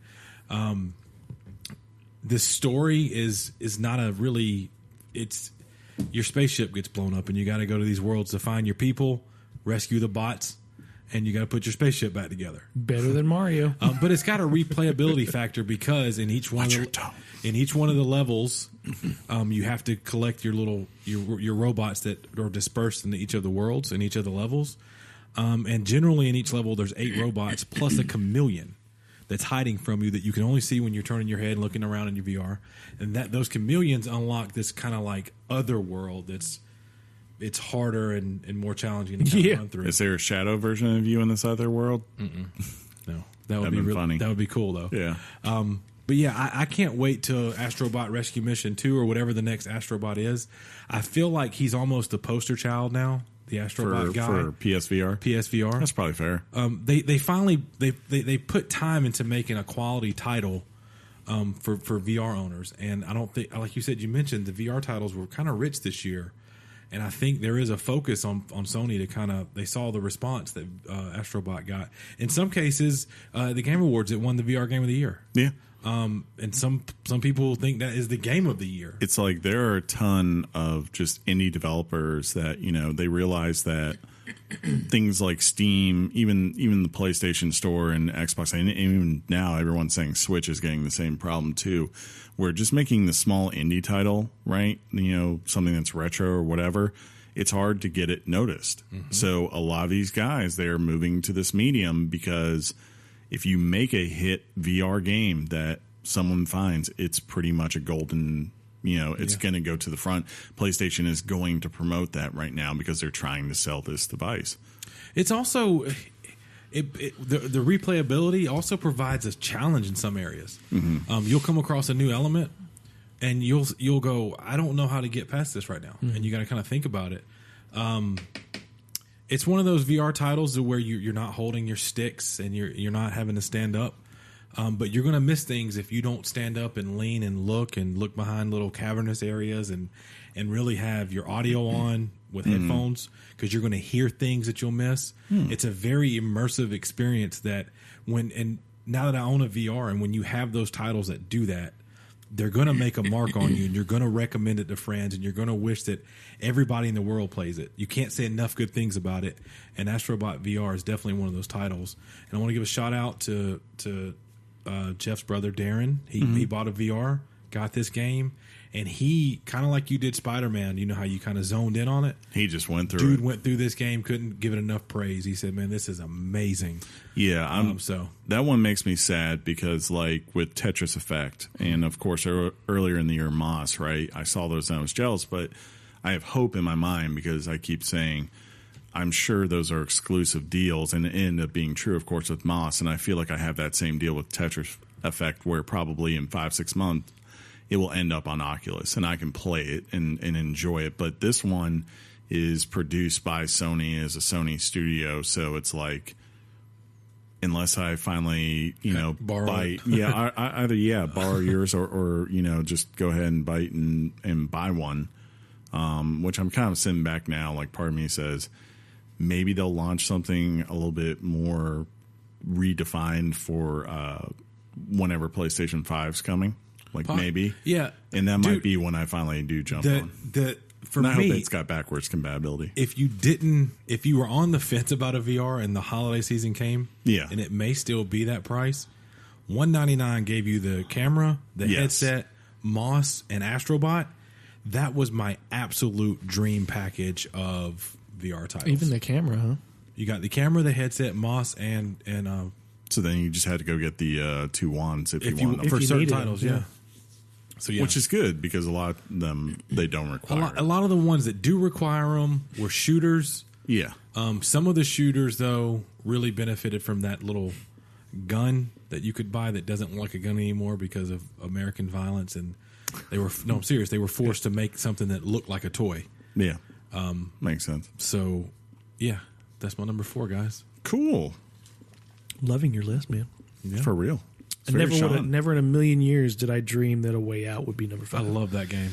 I remember you talking highly of the game, but it was like you said, that's a credit to the game. It's just stuck with you for so long. My list, especially my lower ends, there was a revolving thing. And Chris, when you play a game with Chris, he'll push you like he does when he plays a game. He wants to get through it. Yeah. Chris was like, man, let's keep going. And I really thank you for that, because it could have been easily, because we had a podcast to record after it or before it. Who knows? He's pushy, isn't he? But you get it done, and at the end, I'm like, oh my God, this is amazing. So you're welcome. Yeah, so that's where we're at. We're on number 3s now, guys. My number 3, Celeste. Go ahead. Is Celeste. I really struggled between this and Spider-Man, though, but I said Celeste was a 10, and I uphold that. I think this game is, like, of all these little indie games that have come out with their side platform scrolling, games, that pay tribute to the 8-bit and 16-bit eras, like this one to me reigns king, and it's not even close right now. Great story all around, like probably one of the top 2 or 3 stories I played this year from start to finish. Great gameplay, great challenge. Like the game is about depression and overcoming it, and I really appreciate the fact that there was so much challenge to go out there to beat this one. Like both Jeff and I were playing this at the same time. He actually beat it before I did, but like yeah, he did. He sent me the picture and he's like, I feel so freaking relieved. And then when I sent it to him too, like when I was finally at the summit, you have no idea. It is truly a great feeling of accomplishment. And then to realize, you know, if you want more of a challenge, if you want to go to a place of pain, they have B sides and C sides, I think D sides as well. And now they've put out these remixes. Like they have supported this thing through and through the whole year. Everything about that game, from the music, the art style. I mean, like when you look at still, I don't think that game looks very nice. But once you actually see it in motion and you see it with the music accompanying it, just works, yeah. It works. Like every area feels very distinct and serves a purpose. And dying in that game, while it feels painful at times, it's so short of a reload. You just feel like I have to keep trying, have to keep going, have to keep going. When you finally get that moment where you beat that hard section, it's that wonderful eureka feeling. You know, you're like, yes, you know, thank God I can move on to the next part. But, you know, then you get to these quiet parts and there's moments of reflection and, you know, just great dialogue between characters. And like the fact that this game is like $20, it amazes me. You know, like don't ever think that just because the game's only $20 that it's not something that has a lot of depth or doesn't give you a bang for your buck, because I don't know if you love platforming games. I don't know if you could do better than this, like in terms of content. Right now, it's especially worth it if you have an Xbox. It's currently free. Yeah, it's free on Games for Gold this month. Is it? It's downloaded, and I'm going to give it a shot in a couple of days. Do it, yeah, because you know, and I didn't expect it to have that much of a shelf life the way it did, because it came out earlier than the year, but nobody has stopped talking about it, and it has survived on people's top 5 lists. So I got to give it a shot. Yeah. For those who are wondering, like if you're not someone who enjoys a lot of pain in terms of gameplay, you know, really having to be like, it's a game that requires perfection of you in many, like for long periods. If you're not that guy, if you just want the story, I know Jeff's son, we were wondering how he was beating this game, and I called him out. I was let me look at the options here. I was like, yep, because there is an option on there to basically help you see the story. So if you're one of those people that likes the more narrative thing going on, there is that option for you. So, you know, if you know anyone who's gone through depression, I've known people personally who have. I'm lucky I've never really had that. I think in my mind, I hope I never do. But I think this game gives a good perspective of maybe what it feels like, at least to some degree. You know, like I have to believe the people who wrote this game, they either know people who have suffered from it or who they themselves have overcome it and are managing it still today. So yeah, very nice, dude. It's just one I never played, but I know that, like John said, when you hear people talk about it, it gets praised. Yeah, and I think in some circles, people are saying it's their game. Was it up for Game of the Year on the Game Awards? I believe so. Yeah, it was. Yeah, it was nominated. Pretty much all the sites have nominated at least. John, you're numero 3. Number 3, boy. Oh, wow! Whoa! Wow. Well, I know what number 1 is now. God of War is number 3. Look, let me be very clear here. Whoa! We're now in the realm of top 3. And to me, the 3 games that are in my top 3 are like the Holy Trinity. I can probably tell you that on any given day, these games have been flipping in and out. But as of right now, of position. As of right now, look, I laminated it. I can't change it now. See, that was a bit, and it worked. It is. It's good Fake. stuff. Yeah. But this game is truly, truly special. It is. From the art design, I've never seen a game. One of the first things I heard about this game when it was almost complete was the idea that the camera never cuts in this game. And this is, you can make this a 30-hour game. It never cuts. And I thought, some how of us is made that a 50-hour experience? Sure. How is that possible? I don't understand how that's even remotely possible. But there it was. And you get so immersed in it that it's easy to forget that that's some, it's easy to dismiss that as some sort of non-technical achievement, but it really is. In fact, Cory Barlog wanted to do that for the remake of Tomb Raider. Fresh off his Street Fighter World Tour. Right. So, but not only that, the very first moments of this game, and if you hearken back with me, I was immediately hooked by simply the act of Kratos chopping down a tree. It wasn't the fact that he chopped it down, it was the way he chopped it down. If you notice the way that you last, feel like you should chop that it down. that last chop, he was releasing sorrow and anger and hurt, and you could already tell. The game didn't tell you right off the bat what happened. Yeah, you can tell that Kratos is in pain by just the sound that comes out of his mouth when he makes that final chop that cuts that tree down. I know it might be a silly thing to remember, but it immediately launched the game into this higher level storytelling that I have not seen since The Last of Us. That being said, this game also, the way I'm talking about this game, you're almost thinking to yourself, why isn't it your number one? But the relationship with Kratos and his son really affected me in an interesting way. I don't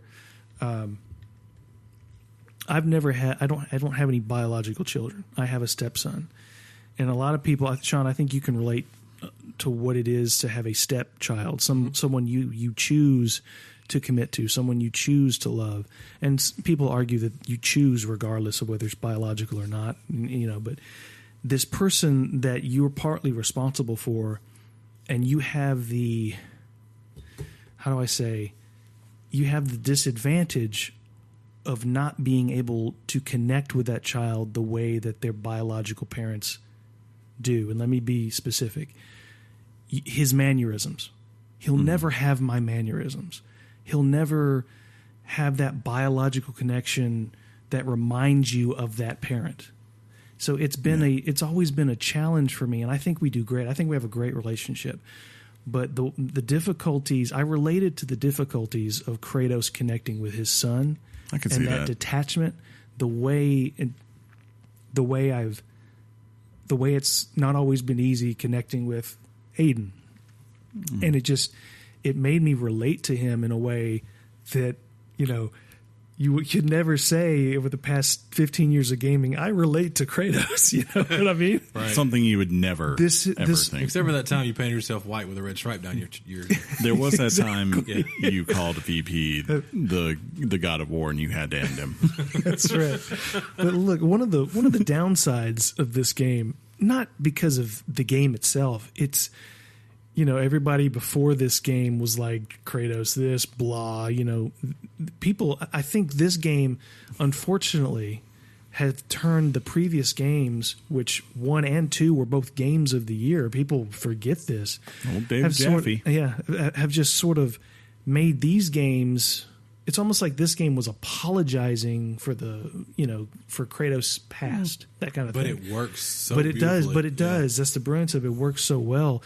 And the director of this game was actually integral in the previous games. Yeah, from 2 on, I believe. He might have been on the first one, but he wasn't like the major guy. Yeah, and look, I got to say, that axe, man. Yeah, that axe is BA. That axe is bad axe. You have to wonder if that game. See what you did there. If that Panic for a second. If that game would have worked as well, you have to imagine that everything was hinging on that axe. Well, I thought you were going to say if it would have worked with the Blades of Chaos. Oh, yeah. Mm-hmm. Turns out. Right. And plus we could say that now. Plus, you're just you go through this game with constant jaw dropping moments, and just when you think you have you've seen it all, you see something. Yeah, it's constantly surprising you. I think it's deserving of every accolade it's gotten this year. For sure. pound for pound from a technical, critical perspective, it belongs in anybody's game of the year list. Mm-hmm. Yeah. So it's very nice. Take that to heart, Sean. Yeah. What was your number 3? Trace. Trace. Oh yeah, Trace. 3. Let's see what you. So my number 3 was surprise, a PlayStation exclusive. Spider-Man. I'm not going to pull a John and make something that. I don't do that to you. I want you to say it. Oh, do you think you know Tetris Effect? Yeah, no, I don't. Absolutely. This game, I don't know how to. I'm going to fail terribly at putting into words what this game did to me. I know what it did to you because you messaged me, or you messaged in a group basically like how you were struggling to beat the last part, but like you were completely enthralled by it. Yeah. So the game is, if you read websites, and I'm probably going to say something that's similar to it, but it's not Tetris like you remember Tetris. They on purpose decided to make a game that was, from a music standpoint, very heavy and connecting with you on an emotional level. They included a journey mode that very specifically gave you diverse, different worlds that you had to go on a journey with. So then they paired the music with the visuals, and when you have that VR headset on, which it's not a VR title, but it's a VR title, if that makes sense. I've played it with or without. You have to play it with your VR headset if you own it. But it takes you on a journey where you literally feel connected to the movement of the tiles that are coming down, because the way the song is tied to every move you make. The songs on each level don't continue until you hit a certain point.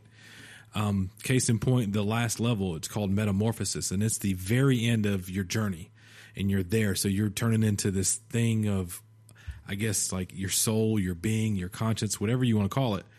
And it starts off, the song's playing. As you turn your tiles, it's going with it. You hit a certain point, bing, the song continues.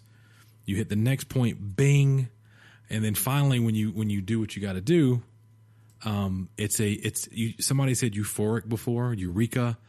I literally put my hands up because I could not. It felt like a serious accomplishment. Did they stay there? And then as you sit there, they did. And I just watched at what happened. The game really hinders on the fact that we're all connected, all of us. That we sometimes forget that. Mm-hmm. We're all in our busy day and we're all doing our thing, but we're all connected. As a matter of fact, the first level, I believe the song, some of the lyrics literally say we're all connected.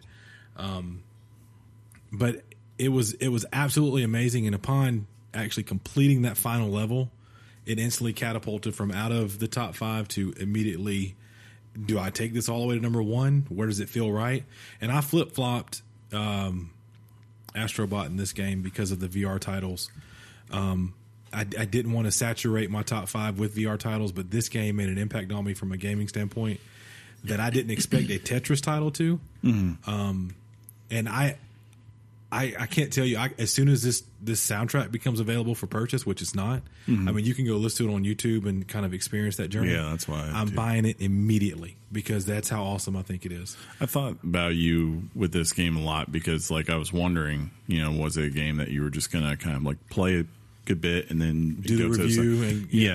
Or if it was, and then when you messaged about that, I was like, okay, and I figured like this would be the kind of game that would grab you just because, knowing you and EDM and how much you enjoy it now, I was like, as I was preparing the music episode, trying to pick the right one, I was like, well, this is a love letter to Sean. And it may be that it's just a Sean game. I don't know. Again, I'll bring up Darren not again. One I've read.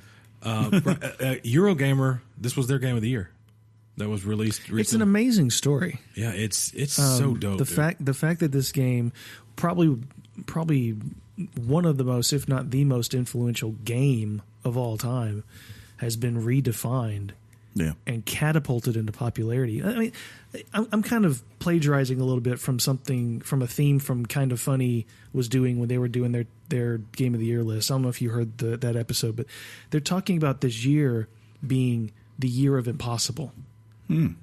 Well, I'm gonna good branding. I'm gonna remake God of War and just change it forever. Well, you can't do that. That's impossible. They did it.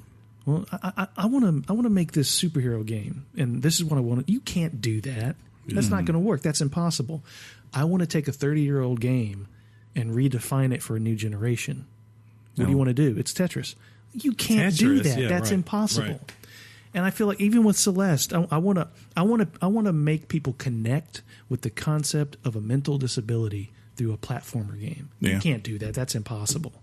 That's kind of what the theme, credit to Kind of Funny for coming up with that concept, but that's kind of what 2018 was for a lot of games. That's fair. That's a lot of games. I highly recommend Tetris. For some of my friends, when they put their VR headset on, their PlayStation immediately recognized the VR headset was on. Yeah. For me, I had to push a button on the screen that says VR So it's mode like, on, and then it turns into, oh my god, yeah. And it's with that headset on, it is a fully immersive, whole other experience.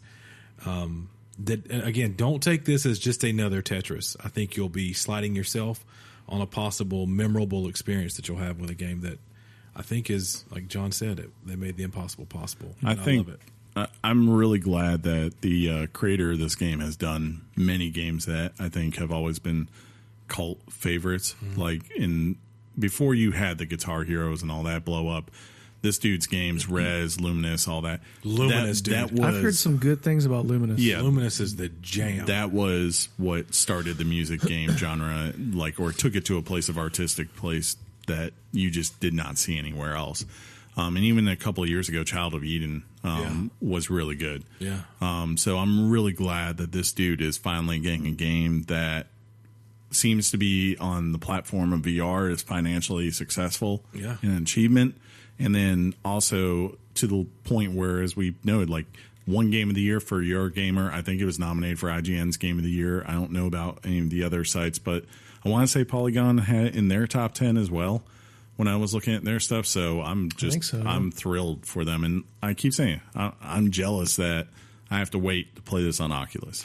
And look, and you mentioned all the sites that had it listed on whatever. In the Game Awards, I remember it was listed as the VR Game of the Year. And Astrobot, I think it's funny.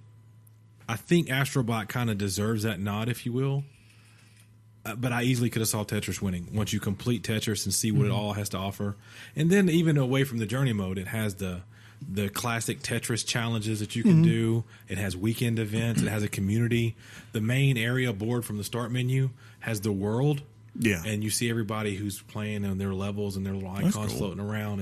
It tries to show you that we're all connected from this place. So I hope he comes back and next does like a Pong effect. how cool would that be, right? Just Pong to thumping beats and you just see the little thing.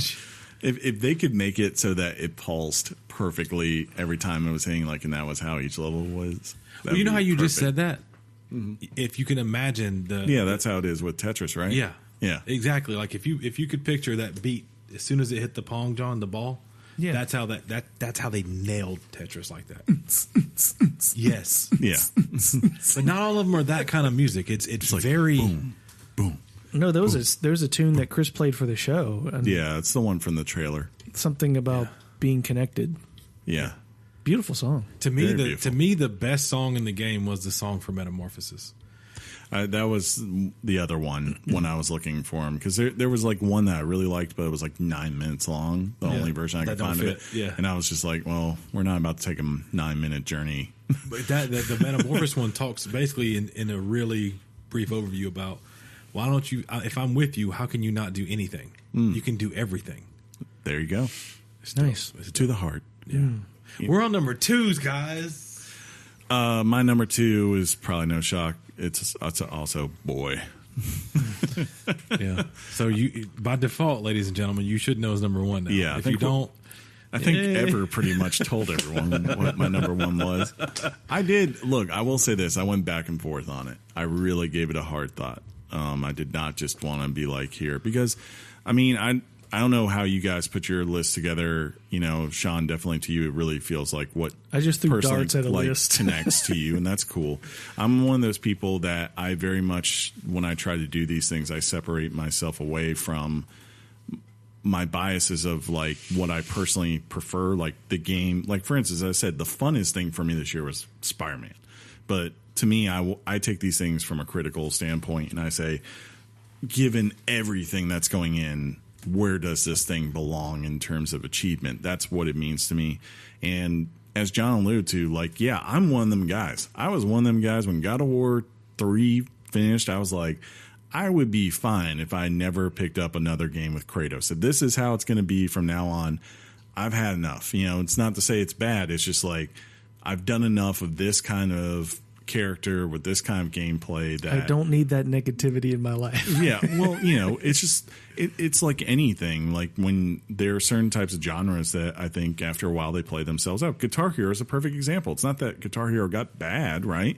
It's just that you're like, after a while, you're just like, okay, I've had enough. I don't need to keep doing this game every single year till eternity. But Rock Band, why did it have to go away? Yeah, it came back though. But it's still yeah. But yeah, not to get off topic. Yeah. So when this game came out, I wasn't overly hyped on it. When we did our most anticipated for 2019, it wasn't on my list. I think it was on both your all's list.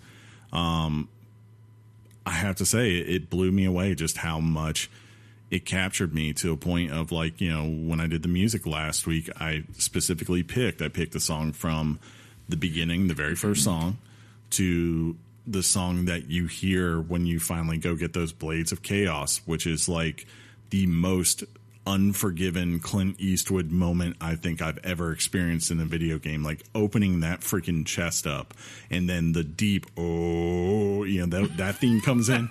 Dude, that's his new dude. Think about like when you get the Master Sword, right? Yeah. It's the Force. It's that very level. Yeah. You're like, you know, you all thought I was BA with that axe. Now you all done messed up. Now it's going down. Now it's going down. And then finally to, you know, the beautiful, it's a very different tone when you finally do get to the end of this game and that summit at the very end. You know, all of a sudden it's mysterious and you're wondering where is this going to go from here on out. Like that full range, it never once from a narrative, from a story, and, you know, from a character perspective dropped the ball, in my opinion. You know, there's little things we can nitpick about this. Like I think John has done before where he said like, yeah, the open world, you know, compared to the other open worlds I played this year, it is a little bit, you know, not really an open world. It's just a place you're walking around and then things show up and you fight them. And that's about it outside of a couple characters.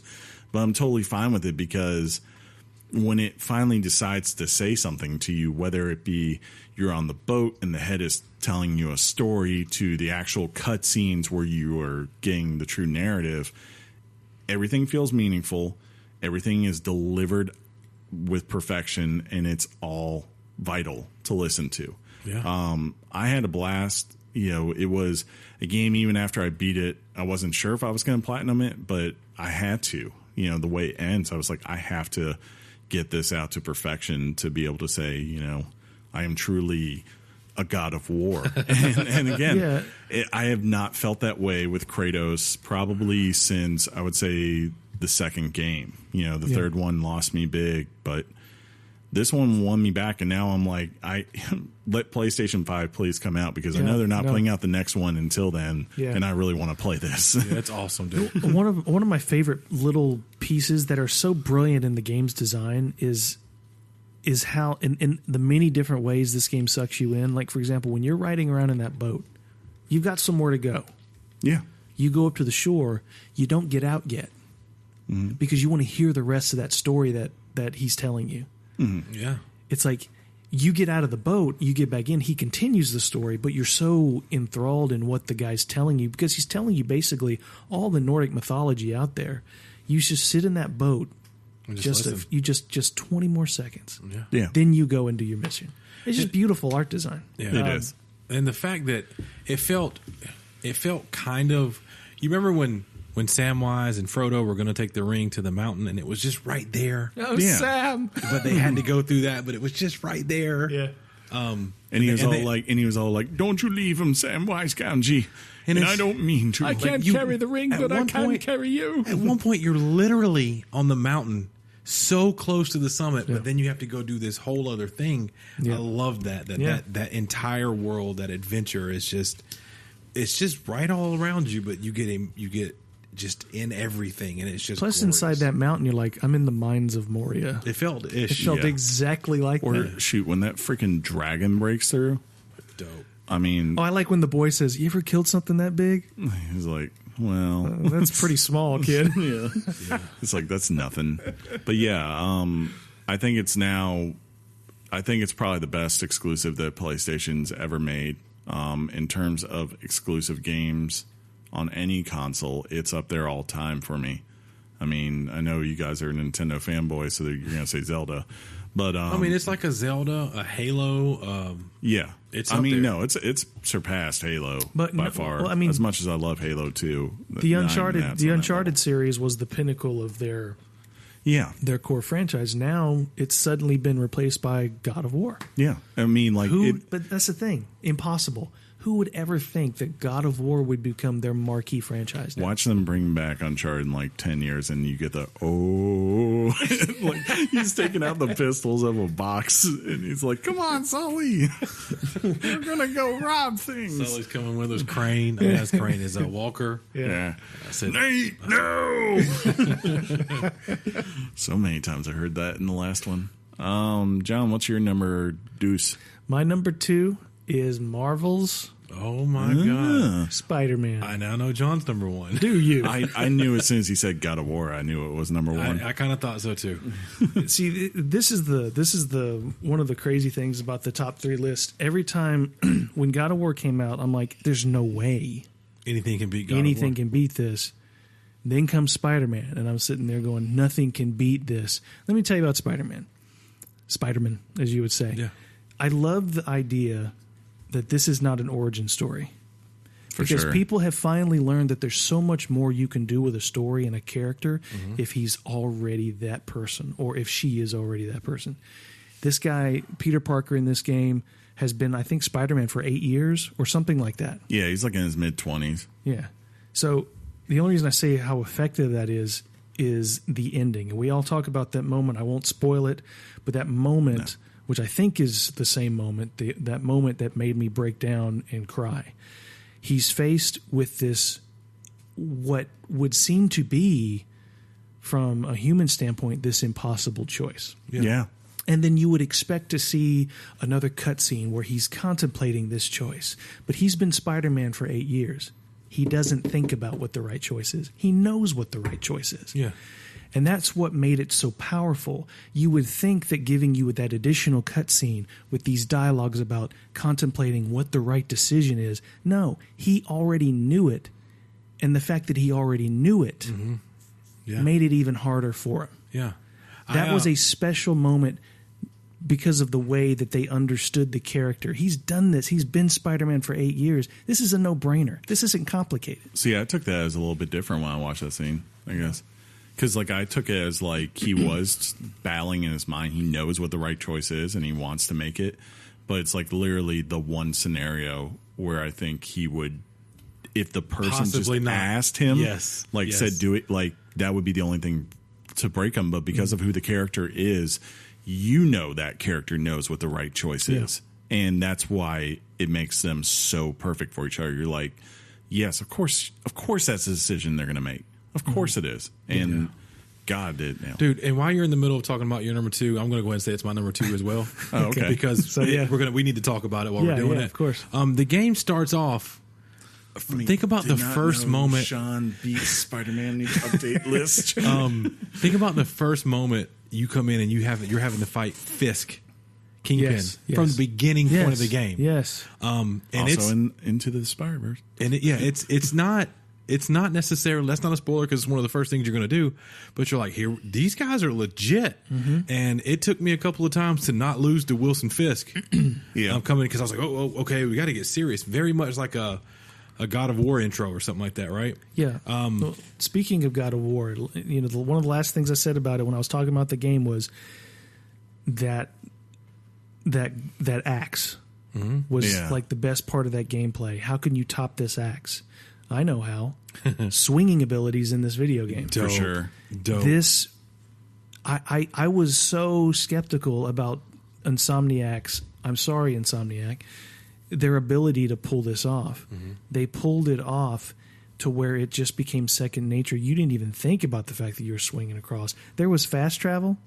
Why would you use it? To get the trophy. And the funny cutscenes. Yeah. But I've never, this game took inspiration from the Arkham Asylum series with the combat style and just refined it. I was amazed at how deep the upgrades, the level ups, the weapons, the types of attacks with your web. He was such a versatile, you could have released this game and he had the ability to dodge and attack and swing through the city, and people would have still praised this game. Yeah. The fact that they gave this whole other level of the way you approach combat, mm-hmm. I just thought was just icing on the cake. The different suits kept it fresh all the time. One of my favorite suits was the one that's taken straight out of the comic book page. You were just you were just this comic book illustration. Yeah. Totally it was dope. amazing. And the fact that with each suit, you could take the ability of another suit and make it that suit's ability. Yes. So you could kind of customize the things. For the record, I take the abilities of different soups all the time and mix them with our They're amazing, soups. right? Yeah, like chicken noodle with potato. What? Have you ever tried it? And as you swing, I loved how the music kind of starts up. Oh, and once you start really swinging through the city, it's really just straight Spider-Man, Marvel-y. This thing panders to your childhood fantasies. Yeah, you want to be Spider-Man in a way I'd never experienced. The scale of the set pieces when you're fighting in the air and a helicopter's off to the side, and you end up with that elevator. This is early in the game when that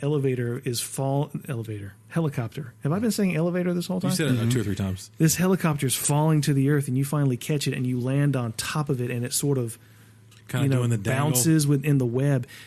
Even the most basic car chases, they turn into these amazing set pieces that would make Naughty Dog drool.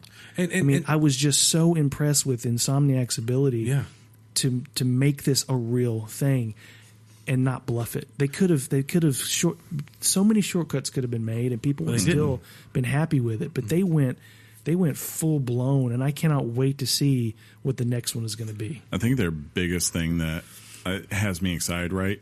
They introduced his rogues gallery, like his core rogues, as far as like just the common villains he fights.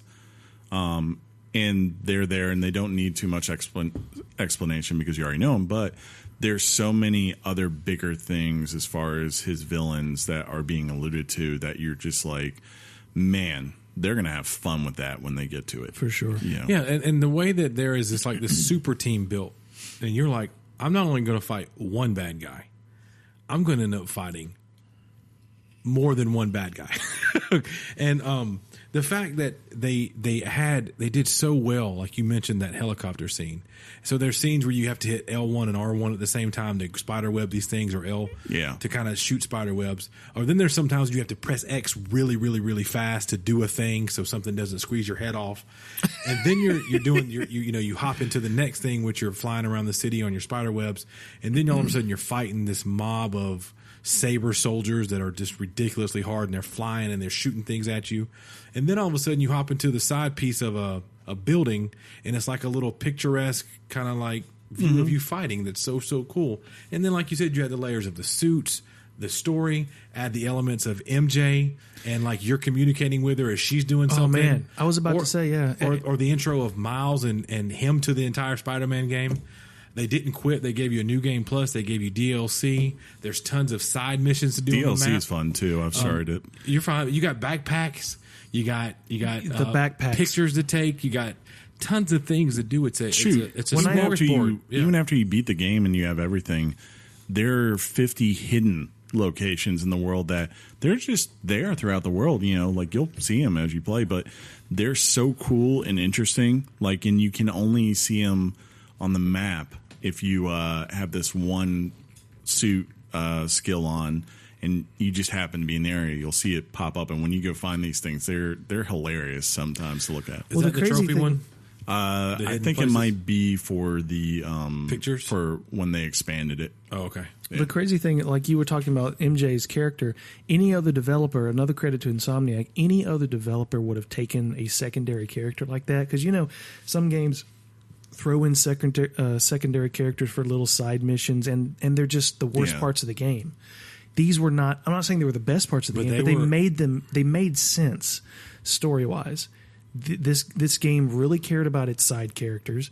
It cared about Aunt May. It cared about MJ. It cared about Miles, but it also cared about J. Jonah Jameson. Oh, yeah. The role he played in this game, he kept me laughing the whole time. It also felt crazy like things he would say. It felt like a perfect evolution for him. Yeah. This whole game felt like a perfect evolution. It understood when to be serious, and it understood when to not be serious. It was that perfect balance of taking itself seriously, hitting those hard moments in a story, drawing out that emotion, but then it had those moments where it knew where to pull back and let you enjoy yourself. Yeah. And that it reached that perfect balance. And when I was first playing it and I was going after backpacks and things like that, I was like, oh no. Oh no! But it's not. Oh no! This game is going to be such a fetch quest, shallow content, but it was the opposite of that. Complete opposite. Because these backpacks were showing you, and Chris was talking about this, I think, in the music episode. He was talking about the backpacks and how it was fun and interesting that these backpacks were opening up things from your past. I remember when I was fighting the lizard, and this thing reminds me of that. And then, even just like the status of him and MJ. Yeah. Exactly, going into this game, you get a clear perspective of why things are where they are, and you can tell they cared about that world. Mm-hmm. They didn't just drag and drop a New York City into it. It's a world where the Avengers exist. It's a world where you see what's her name, that Marvel show detective. What's her name? Oh, Jessica Jones. Jessica Jones is in this world. You see her detective agency there. Mm-hmm. All these locations that you photograph. What's it called? Doctor Strange. Yeah. I believe No, they were originally going to put the Baxter building in. They had to take it out because of the Fox stuff. Yeah. In so many different it embraced the concept of the Marvel Cinematic Universe. It's it's its own thing, but no longer do we have these superhero movies that exist where the only hero in the world is Blade. You know what I mean? So that's super cool. And plus, it had the Daily Bugle, dude. Oh yeah. More importantly, they found a way to put Taskmaster into a game, and I was amazed that worked. I was like, Taskmaster, wow! It was like the coolest looking basic superhero or supervillain. I said it before. I'll say it again. This game is why I play video games, for these moments. Funnest game for sure. And it's kind of weird that we all feel that way. Chris said he had a ton of fun playing it. It's the people's game. It's all that. But we all have different. We saw here in our comments and the emails, everyone who I think played this game in even the one guy who said, this is my game of the year. I think it was like Call of Duty or whatever. And he said, but that's probably because I don't have a PS4. I feel like if I did, it would have been Spider-Man. That should tell you how people feel about this thing. Yeah. I guess we're finally there. Did you have? Was that all you had? Or? Oh no, I think we both bounced off. Okay. I went to my little rant a little bit about all the things it offers. It is a top notch game, and if you haven't played it, I have a friend who got it. Ryan Leaf has 2 copies because his kids got the Spider-Man PlayStation for Christmas. He hasn't played it. Yeah, and another friend who had it, and he was like, I'll get to it. Well, as he saw me, Adam. Oh, okay. Cam, yeah. So now he's into it, and he's like, I was about to say, I'm surprised he can get backpacks. I'm like, bro, you have no idea. That was the other thing I really liked was with those collectibles, because, I had the same fear that you did first, even though, until I started looking, I was like, these are cool. But what I liked was that they layered all these collectibles and activities. It's not like an Assassin's Creed game. Yeah, I like that too. Yeah, where Assassin's Creed is just like, here's the board, man. Go find what you need. Yeah. It's like, no. Let's focus on this right now. And then when we get to this point in the story, we'll open this up, and now you can do it. So you have a choice. If you want to be the person that just goes gung-ho through the story and then does the collectibles layer that's there. But it kind of felt like because of the fact that there wasn't so much on the map at the beginning, I was more inclined to go do those things because I was like, oh, well, this is all I've got to do. Then let's get that out of the way. Peter Parker / Spider-Man actually at some point said, hey, I got a minute. I probably should go clean up some of the other things going on in the city. Yeah. And that was the game's way of saying, here, if you want that opportunity, fine. I found out really quick that it really only wanted you to go try to do one thing, and then it would continue with the main story if you wanted. But it was its way of saying, we know there's this stuff here. Go kind of do it if you want to, but we're going to get right back to the main story. And we'll get you there when we need you. Yeah, super cool. So yeah, loved it. Numero uno. Yeah, I feel like you're the only one right now. I'm like, okay, I think I know what it will be, but you don't know. Yeah, I guess you did say something earlier. It makes me go, things that make you go, I already know what his number one is. I know what everyone knows what my freaking number one is. So we'll just get to it. Red Dead Redemption 2. The second best-selling game of the year. For now. You don't want to see those December numbers. The years is over. We don't know. We're waiting on December's MPD, and then we'll have an idea. And then we'll finalize a bet. Yeah. It won't settle it. Why? Because that's North America. Yeah, we could. Well, I mean, are we going to do that? Just saying. We said before, though, when we made the bet, we said we would just go off MPD because it was the one thing that we had. And I have no problem saying that. You know, I'm sure you're right. You're right. If we went worldwide, I could make an argument that maybe that's what pulls it out for it. Pull out. But I'm willing to sell it. But regardless of sales, I mean, I don't know. How can you be, if you're Red Dead, you just made a traditional Western-based like drama game that goes on for 40 plus hours, and it is easily, as John said, it's at least going to be the second best selling game of 2018. If you told people that 10 years ago when they made the first one, you would have been laughed at. And I think it's just a testament to how good these games are. Like Red Dead, to me, Rockstar in general, they take their time. They have all the money in the world. And the worst thing that can happen with that is that, you know, when you have all the money in the world, you just try to push things out. No. I think they could make this game in 3 years if they wanted to. But no, they're not going to do that. They're going to make sure everything. Yeah, they like extra long lunches, breaks. Abusing their employees. Apparently. Yeah. But, you know, there was just so many moments in this game with Arthur Morgan's Tale that just like kept hitting. And me and Jeff have shared, you know, we talked a lot about this game, and me and him have had a very similar experience in the fact that I know I played in a shorter amount of time than he has, but there's a truth like where I would have to go away from Red Dead for a couple of days, right? And you would think a game that is slow and lumbering like this, you're like, it's going to be a pain to get back into this, you know, like especially after like playing NBA 2K or Spider-Man or whatever like that for a couple of days. To go back to that, the juxtaposition, you think it would be a chore, but every time I put that game on and I just ride around for 5 minutes, I'm just like, dear God, this game is just a portrait. It's like a beautiful art portrait of the Old West.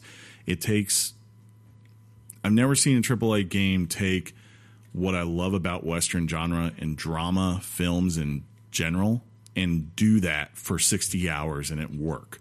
Like that is the achievement to me. That you do that. Like you're like, this isn't going to be high action gameplay every 5 seconds. Yeah, guess what? Fast travel, pretty non-existent in this world. But you know what? Everywhere you go in this world, there will be a story, and it will be worth your time if you want to check it out. And if you don't, go do something else, and that will be worth your time checking out.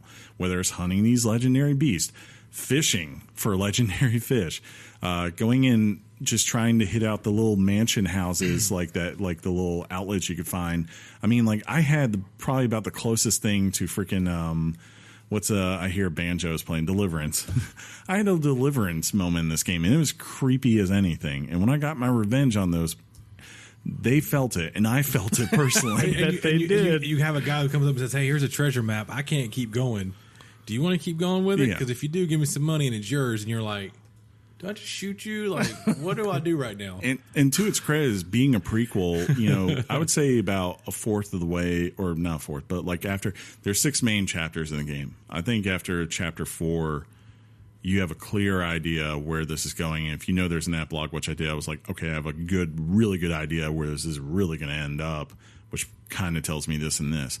Didn't matter that I knew all those things because it was just so well done. And I mean this, like, you know, we talked about the scene at the end of Spider-Man made me tear up.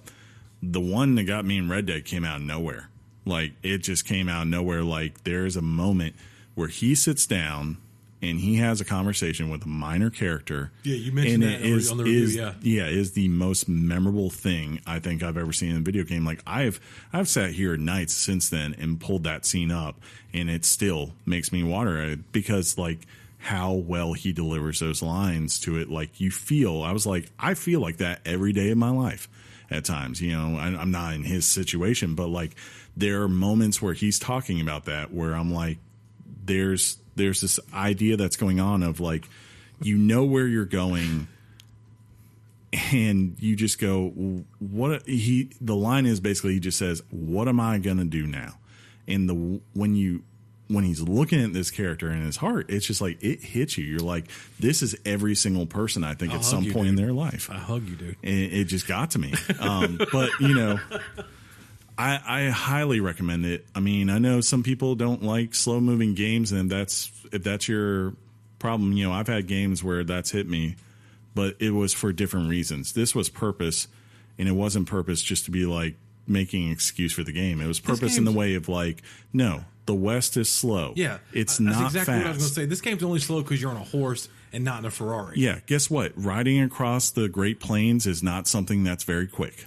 It's just not. But the whole entire thing, if anyone's ever watched a Western, is that you're trying to get from A to B and you have no idea what's going to occur in there. No, and Unforgiven, half the movie is them traveling to that town. Yeah. Dude, and then plus with travel, when you can hit cinematic mode. Yeah. And it literally is like watching a movie while you're playing a video game. When you go to the north part of this and you're just standing out on these cliffs and you can see the huge mountains in the background, it looks so freaking real. I'm like, I want to drive to Yosemite Park. I want to go to that now. I want to see all that. Is it open though?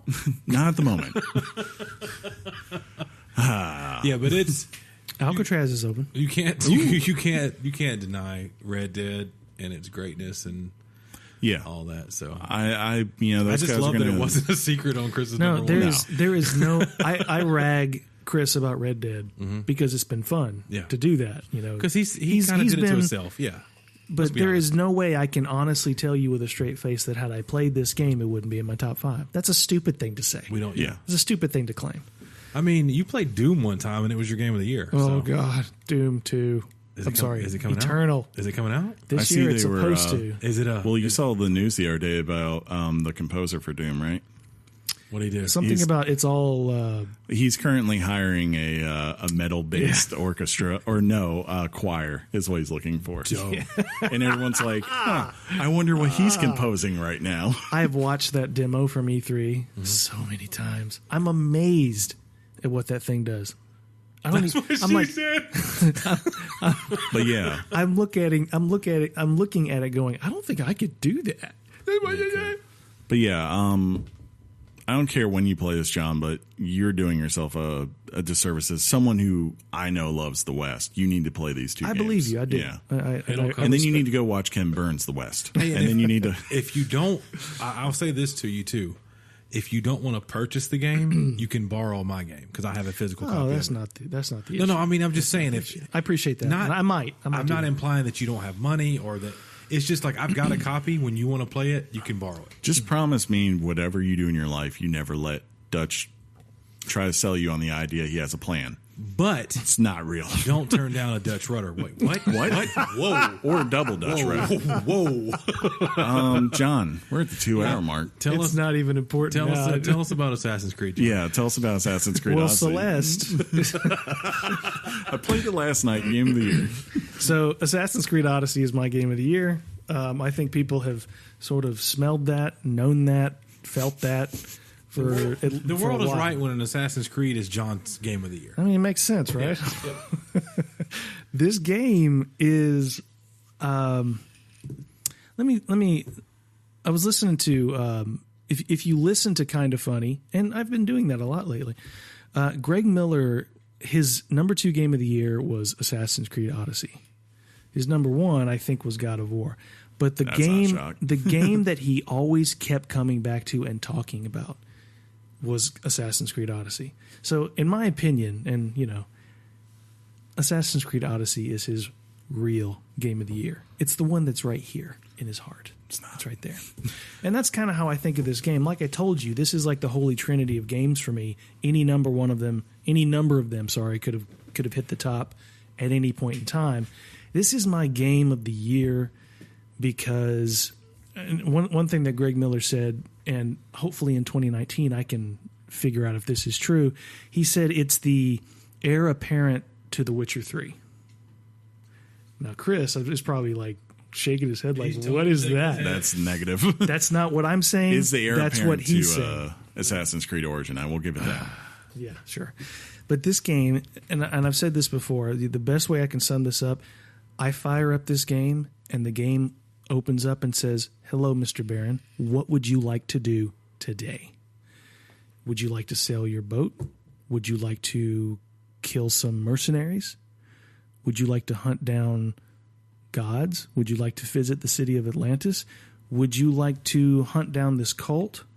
Would you like to go have sex with everybody in the Greek world? Would you like to do the main story?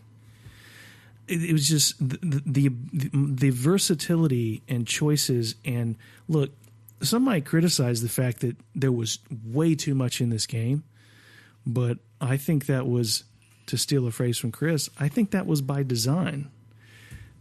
This game is just everything I didn't know. And point that out again. Everything I didn't know I wanted in an Assassin's Creed game. Some of the things were weaker than others, but I can tell you one of the more engaging things, almost more engaging than the story itself and finishing the main story, I desperately was bloodthirsty for the Cult of Cosmos. I wanted these. That was probably my favorite part. These people to go down. Yeah, this was almost my main mission for this game. In fact, I not to get too personal here, but I got so deep into this game that my wife actually called me out on it. Not specifically for playing this game, but for saying, and look, there were other reasons for it, but she was like, you are really withdrawn from your family. Mm-hmm. And so I was at the point where I had to actually check myself and sort of pull back from this game because it was just, should have looked there. It was just consuming me. Should have looked there and just gone, back away, D. Walker. Yeah. Go back to a dark corner. I'm wondering, and this could be legitimate. I'm wondering, it's one of the games that I actually started this game 3 times because I couldn't really figure out if I was happy with either of the character I was going with. In retrospect, I wish I had gone with her. And that alludes to my point. I'm wondering if this game was amazing for some and not so amazing for others because of the difference, the caliber of the performance of those two actors. Cassandra is my favorite character, hands down, since Ezio. You care about her. Everything she brings a personality and a playfulness to the role that hasn't. Everybody else has been more stoic and serious. Just the options, the combat. This is the best combat Assassin's Creed has ever seen. And I said to Chris last year, had I finished Assassin's Creed Origins last year, it would have been in my top 5. I still love that game. That game is amazing. This game tops it in almost every way. I will give exception to. I won't say that the ship battles are a waste. Yeah, I think they implement them well, but it proves that if it's not the core element of your game, like Black Flag, for some reason it's not as magical to you. Well, plus like Black Flag's combat has. Like it has cannons more, and things like it has that. more toys to play with than this. It's like here it was pretty much like, are you going to fire spears or are you firing arrows? That's about it, right? Or ramming, Yeah. So, which is accurate, to be fair. I was obsessed with the Cult of Cosmos. I was obsessed with getting every piece of legendary armor. There were so many aspects of this game that I just obsessed over. And I ran around this world like a crazy person. It was just, and there are parts of this world that I haven't even seen yet. That's the crazy thing to me. I was able to finish the game. I finished it. there's tons more content already that I'm sort of waiting for it to sort of pile up so I can go back to it again. But when I do, look out. Because it might be my game of the year next year. I don't know. This game gave me everything I ever that I didn't know I wanted, particularly from an Assassin's Creed game. I can't recommend it enough. And it's even a good jumping point for anybody who's never been a fan of Assassin's Creed. I will say to their credit, when I came back to it, because I had to put it down before I could beat it because apparently everyone decided to release an open world game that month. But when I came back to it, to their credit, one of the complaints I did have was that there was so much collecting you had to do for resource material towards the end of the game to get things maxed out as far as your armor and all that, unless you got them when you were already a level 50, which was not my case with the armor I wanted to wear. They did two things to fix that. One, they made it so that they gave everyone a ton of resource material. So as soon as I logged in the game, I was able to upgrade everything to max level on the armor I liked. But two, they also made it. They added in transmog, so you could, if there was a style gameplay that an armor set had for you that you enjoyed, which for me was that. It was the what's his face Achilles armor for him. You could go and not have to wear that if you didn't want to. You could go transmog and put different ones on that you didn't care about, because there were some it just wasn't my game style, right? And that's what I like, is that freedom. Yeah. Plus they raised the level cap by 20 points. It was 50, now it's 70. Mm-hmm. They're adding more mercenaries every day. They are just flooding this game with content, and it's amazing to be an Assassin's Creed fan in 2018 or 2019 rather. So, Shawnee Bear, lay it on me. Well, the good news is, I'm going to go ahead and say that I think had I not had a mistake with my PlayStation, it's very sad that nowhere on my list, even though I have played it a little bit, is Red Dead. Because I had to basically start. What'd you do? No, you got soft for a second, and then all of a sudden you just boomed back in. I did. That's what just happened. But I had to basically reinstall everything at a certain point on my brand new PlayStation, so I haven't even begun to really get deep into Red Dead. But I can't wait. My game of the year, both of you already have on your list. It's God of War. It's a PlayStation game. It's God of War. So I can't say much more than you guys did. I remember the instant impact of your fights. You immediately fought a big, huge guy. You learn how to throw your axe. Then you get back to your hut and you fight that guy with all those tattoos. For the people, whoops you up. Epic? That is so epic. For the people who haven't played the game, I don't want to spoil it. But you fight a guy, bare-chested tattoos, and you have to bring your A game very, very, very early on. That thing feels like a fight from the end of the that feels Matrix like a boss fight. Yeah, it's ridiculous how hard it is, and you think you know what you're doing, but they introduce you to your I believe that's when you get your rage for the first time. Yeah, where you finally bring the Spartan rage out. Oh, you know what? Dope. You know what, man? One of the best parts of this game that I have. It's like when all these Nordic gods out there who are messing with you. The whole time you're like, you have no idea who I am. You have no idea who you're messing with. Think about... Which was so satisfying. All of the other God of Wars, you are in Greek mythology and you're fighting the Zeuses and things of the world, right? Yeah. And this one, you're in Norse mythology. Mm-hmm. And they do it so good. It's not supposed to work. It just does. It's crazy. Everything that you think you know about God of War is completely changed in this game. He looks different. He acts different. He has a different weapon. He's in a different world. He has a beard. He has a sidekick, and he has a really tiny boat. For him, Talk about that sidekick, man. Yeah, the boy, the role he plays and the way that you upgrade him and his abilities, it's invaluable to the in-game approach to everything you have to do. Mm-hmm. He gets OP. He gets very OP, but you need it. The puzzle elements to the game, the way that it is a very platinum game if you want to. Yeah. The content is there. The storytelling is there. It has an emotion. Kratos, you remember everything that happened with his wife and his first set of children, job, right? John. And you go, there's no way Kratos gets remarried, right? There's no way Kratos has another kid or anything, right? He's a stud. Kratos is a boss, and then but he's disrupted this world he's in, and he Kratoses it up.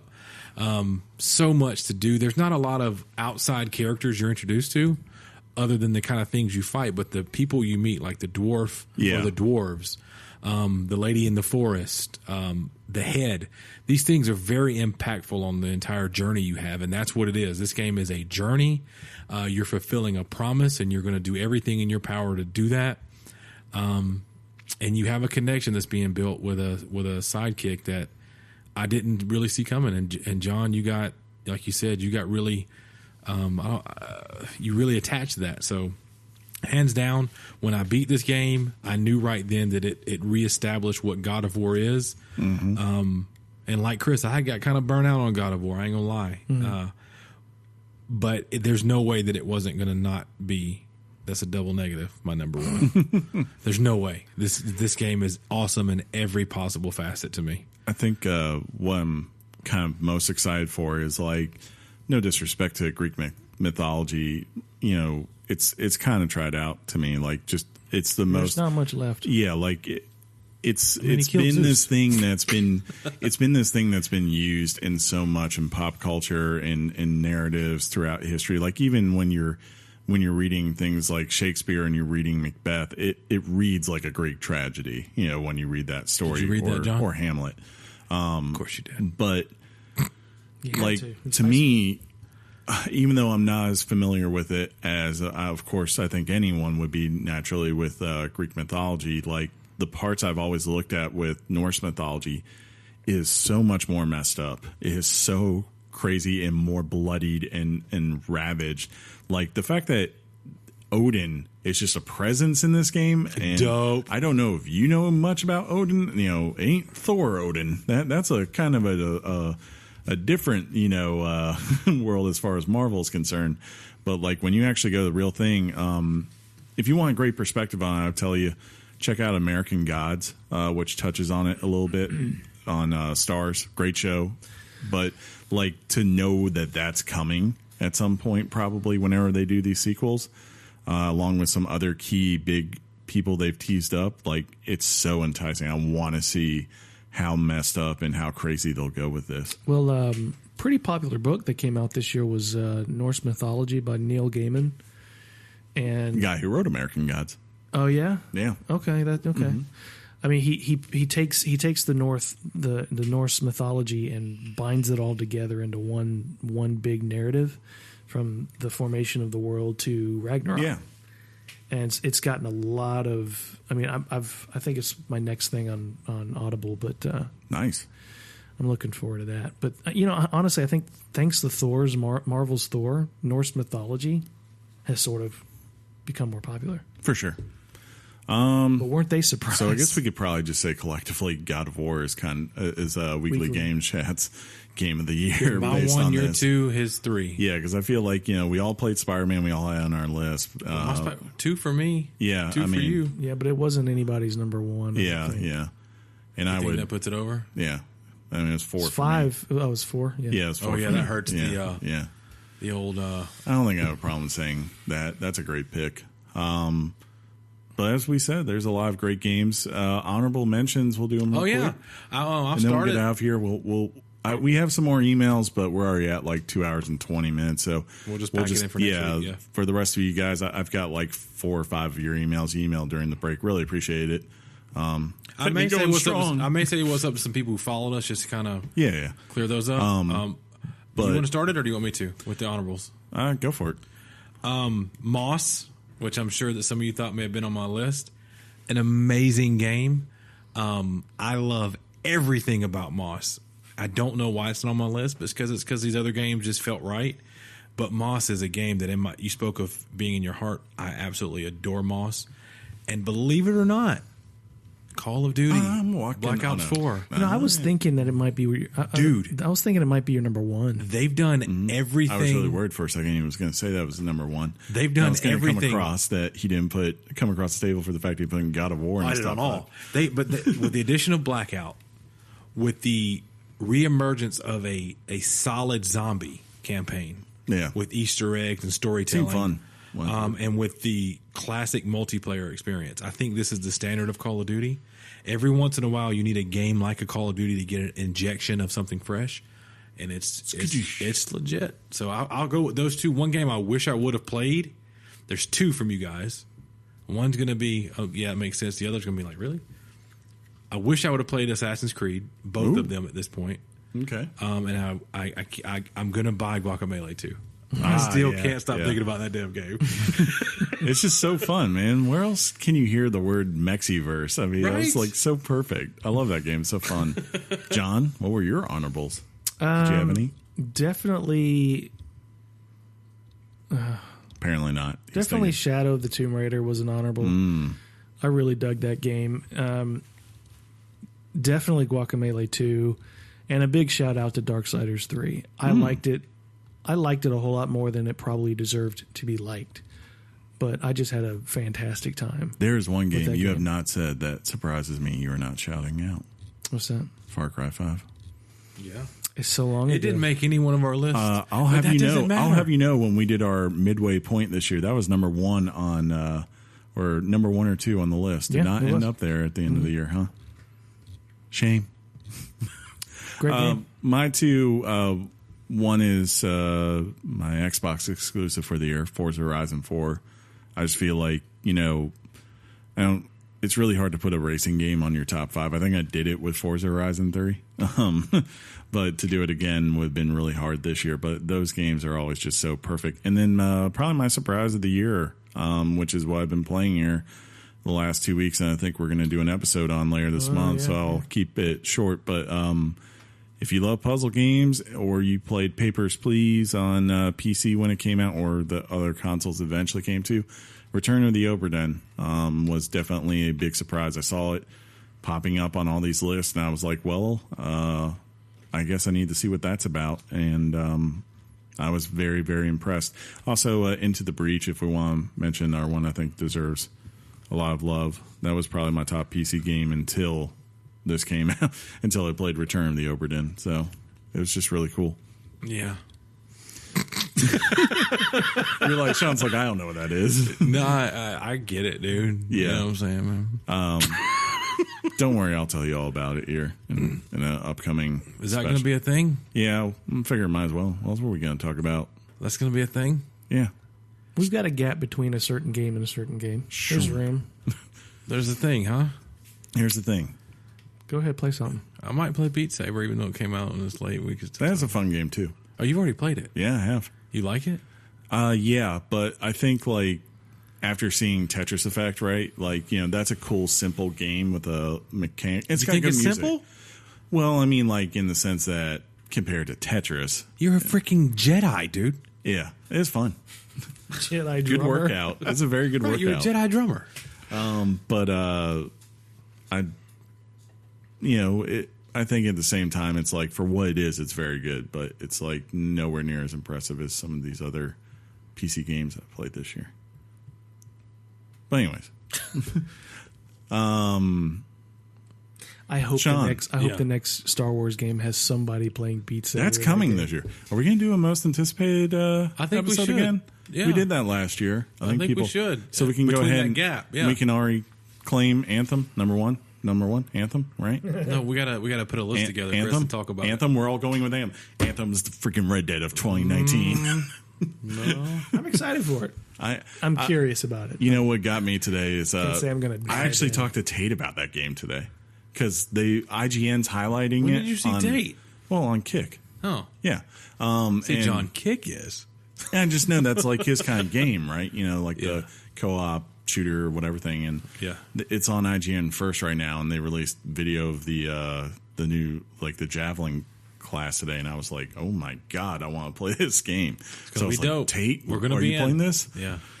So I guess I'm getting on PS4. Sean, people write to us on Twitter. Yeah, we're no news, so we won't say news today. No, like I said, we'll do the emails next week. Yeah, I just wanted to go. I most of the comments recently were about our question of what your top fives were. There are going to be some comments I'll look over maybe next week, kind of re-bring up. But I know people follow us and they do that for a reason. They want us to say hey to them on the podcast. So at Cheese Whiz, Cheese Whiz is a part-time game developer, part-time streamer, and a full-time goof. Like it. Thank you for the follow, following you back. At Jim Jom, thank you for the follow, following you back. At M. Scott King, thank you so much for the follow, following you back. At Robin Weed, thank you for the follow, following you back. Whoa, don't hit that button. At 4Play Luke, thank you for the follow, following you back. That's a gamer tweeter, and super legit. I think. And at Clinton Wiley. Clinton wrote in about our top 5 or whatever, so that was dope. There was one, I think you may have already followed them back. I think I did. They created their name just so we would say basically Richard something. Yes, he said that in the comments, and it was like Richard something. I can't remember right now. It was just so we would say it. But thank you guys so much for the love and support on the Twitter feed. Super cool. And that's it. That's it. That's all I'm doing this week. Guys, you got 2 hours and 25 minutes of Game of the Year goodness and college football heartbreak and a lot of movies and just TV. Got to catch up a little bit. Yeah. That's what happens when we take a break, guys. I do hope everyone had a wonderful holiday season, whatever that was. A happy new year. Sure. As far as gaming goes, we've got 2019 to look forward to. It's going to be, I think, pretty good. Some big potential games coming this year. Maybe some system announcements. I think, we know one won't be at E3 announcing. Maybe the other one will. Some new Marvel movies coming out. Yeah. So I will say that was the one part last night that was like, well, that looks cool. That looks cool, yeah. This is shellacking, but I'm pretty sure they went ahead, roll the tape. The viewership is dropping. Roll the tape. You sure Imagine Dragons can pull it back up with Lil Wayne? What people were saying that Lil Wayne was dressed like on social media, hilarious. I personally think he looks like in Harry Potter when Snape was a Bogart. That's a very weird reference. That's funny. That's accurate. That's so accurate. But that performance was kind of weird for me because they weren't in the stadium. They were in another spot. They were saying like that was one of the reasons why everyone said San Francisco was such a horrible choice. Of course, just like the geography of it, the fact no one out west really cares about college football. But then they had to do so. The stadium for the 49ers is in Santa Clara. They didn't have the room to do this festival or whatever, so they had to put it in. And plus, they didn't think people would come out to it, right? If they put it out in Santa Clara. And obviously, everyone who's watching the game is inside, so they had to put it in downtown San Francisco. So, no one who's actually at this concert is a college football fan. They just love Imagine Dragons. Oh, that's the way it was last year. But Kendrick Lamar, Kendrick and them, they were literally across the street from it because it's in Olympic Park or whatever. Yeah. So that venue was better. They were talking about ticket prices were way higher and the turnout was way better. Yeah, even with those prices because of its location. If that game last night, they were literally blocked off sections of just blankness. Yeah, in the upper decks, tickets were $150. If you were, we could have done it. If you were a Clemson fan and you live in California, you went to University of Clemson, man, did you get a deal? Yeah, you did. That's classic, right? Super cool. But that's going to do it for this week on Weekly Games Chat. As always, you can find us on social media at Weekly Games Chat on both Facebook and Twitter. If you like the show, subscribe to us. You'll get a new episode just like this one, though with news and emails and all the usual stuff every Wednesday. If while you're there, they have a rating system or a review section. Drop us a rating or a review. Helps people find the show. Sean hates it, but I'll say it because he's been gone. I haven't been able to say it to his face. If you don't like the show, the universal bad score, so take the top score. So wordy. Minus, subtract 1, divide it in half, and then do what, Sean? Double it. There you go. Worst. Worst. If we talk for a minute and 30 seconds, we'll give them 2.5 hours. Oh. I don't think we're going to make it. I'll say this. Here we go. I think Trevor Lawrence is. I want him to be the Redskins quarterback of the future. I mean, you lost Kirk Cousins, who went and. Y'all are really doing this. Okay. Yeah, for for the fans. It's gotta. It's at. I think after last night, I was like, he looks like the second coming of Andrew Luck. He's like 6'5", can throw a mile. What? He's built to be a pro quarterback. John. So, and he's a freshman. He did that. John, we're less than a minute to go. So if this was Dick Clark's Rockin' New Year's Eve with Ryan Seacrest, they'd almost start counting down now to 2.5 minutes. So we need to get ready to do our taglines, okay? Okay. How long do you think it takes for us to go around the room? Well, You got go ahead and say game on and stuff because we're at 2 minutes. Come on, ready? okay. You could do it. So until next time, I'll say game on, Sean. Game on, Chris. Game on, John. Game on, Chris and Sean. Game on, John. Oh my God, we still have 30 seconds. We did that way too fast. Yeah, you were so panicky. Much like us last night. And the clock is winding. We're gonna do this, guys. Hey, Uh-oh. another fun fact about that game. Guy who blew us out, Justin Ross, he's local to us. Yeah. Watched him in high school last year. I know. He Not made surprised. catches like that against Playing him. ways, your mom's box. Peace out, everybody. Bye.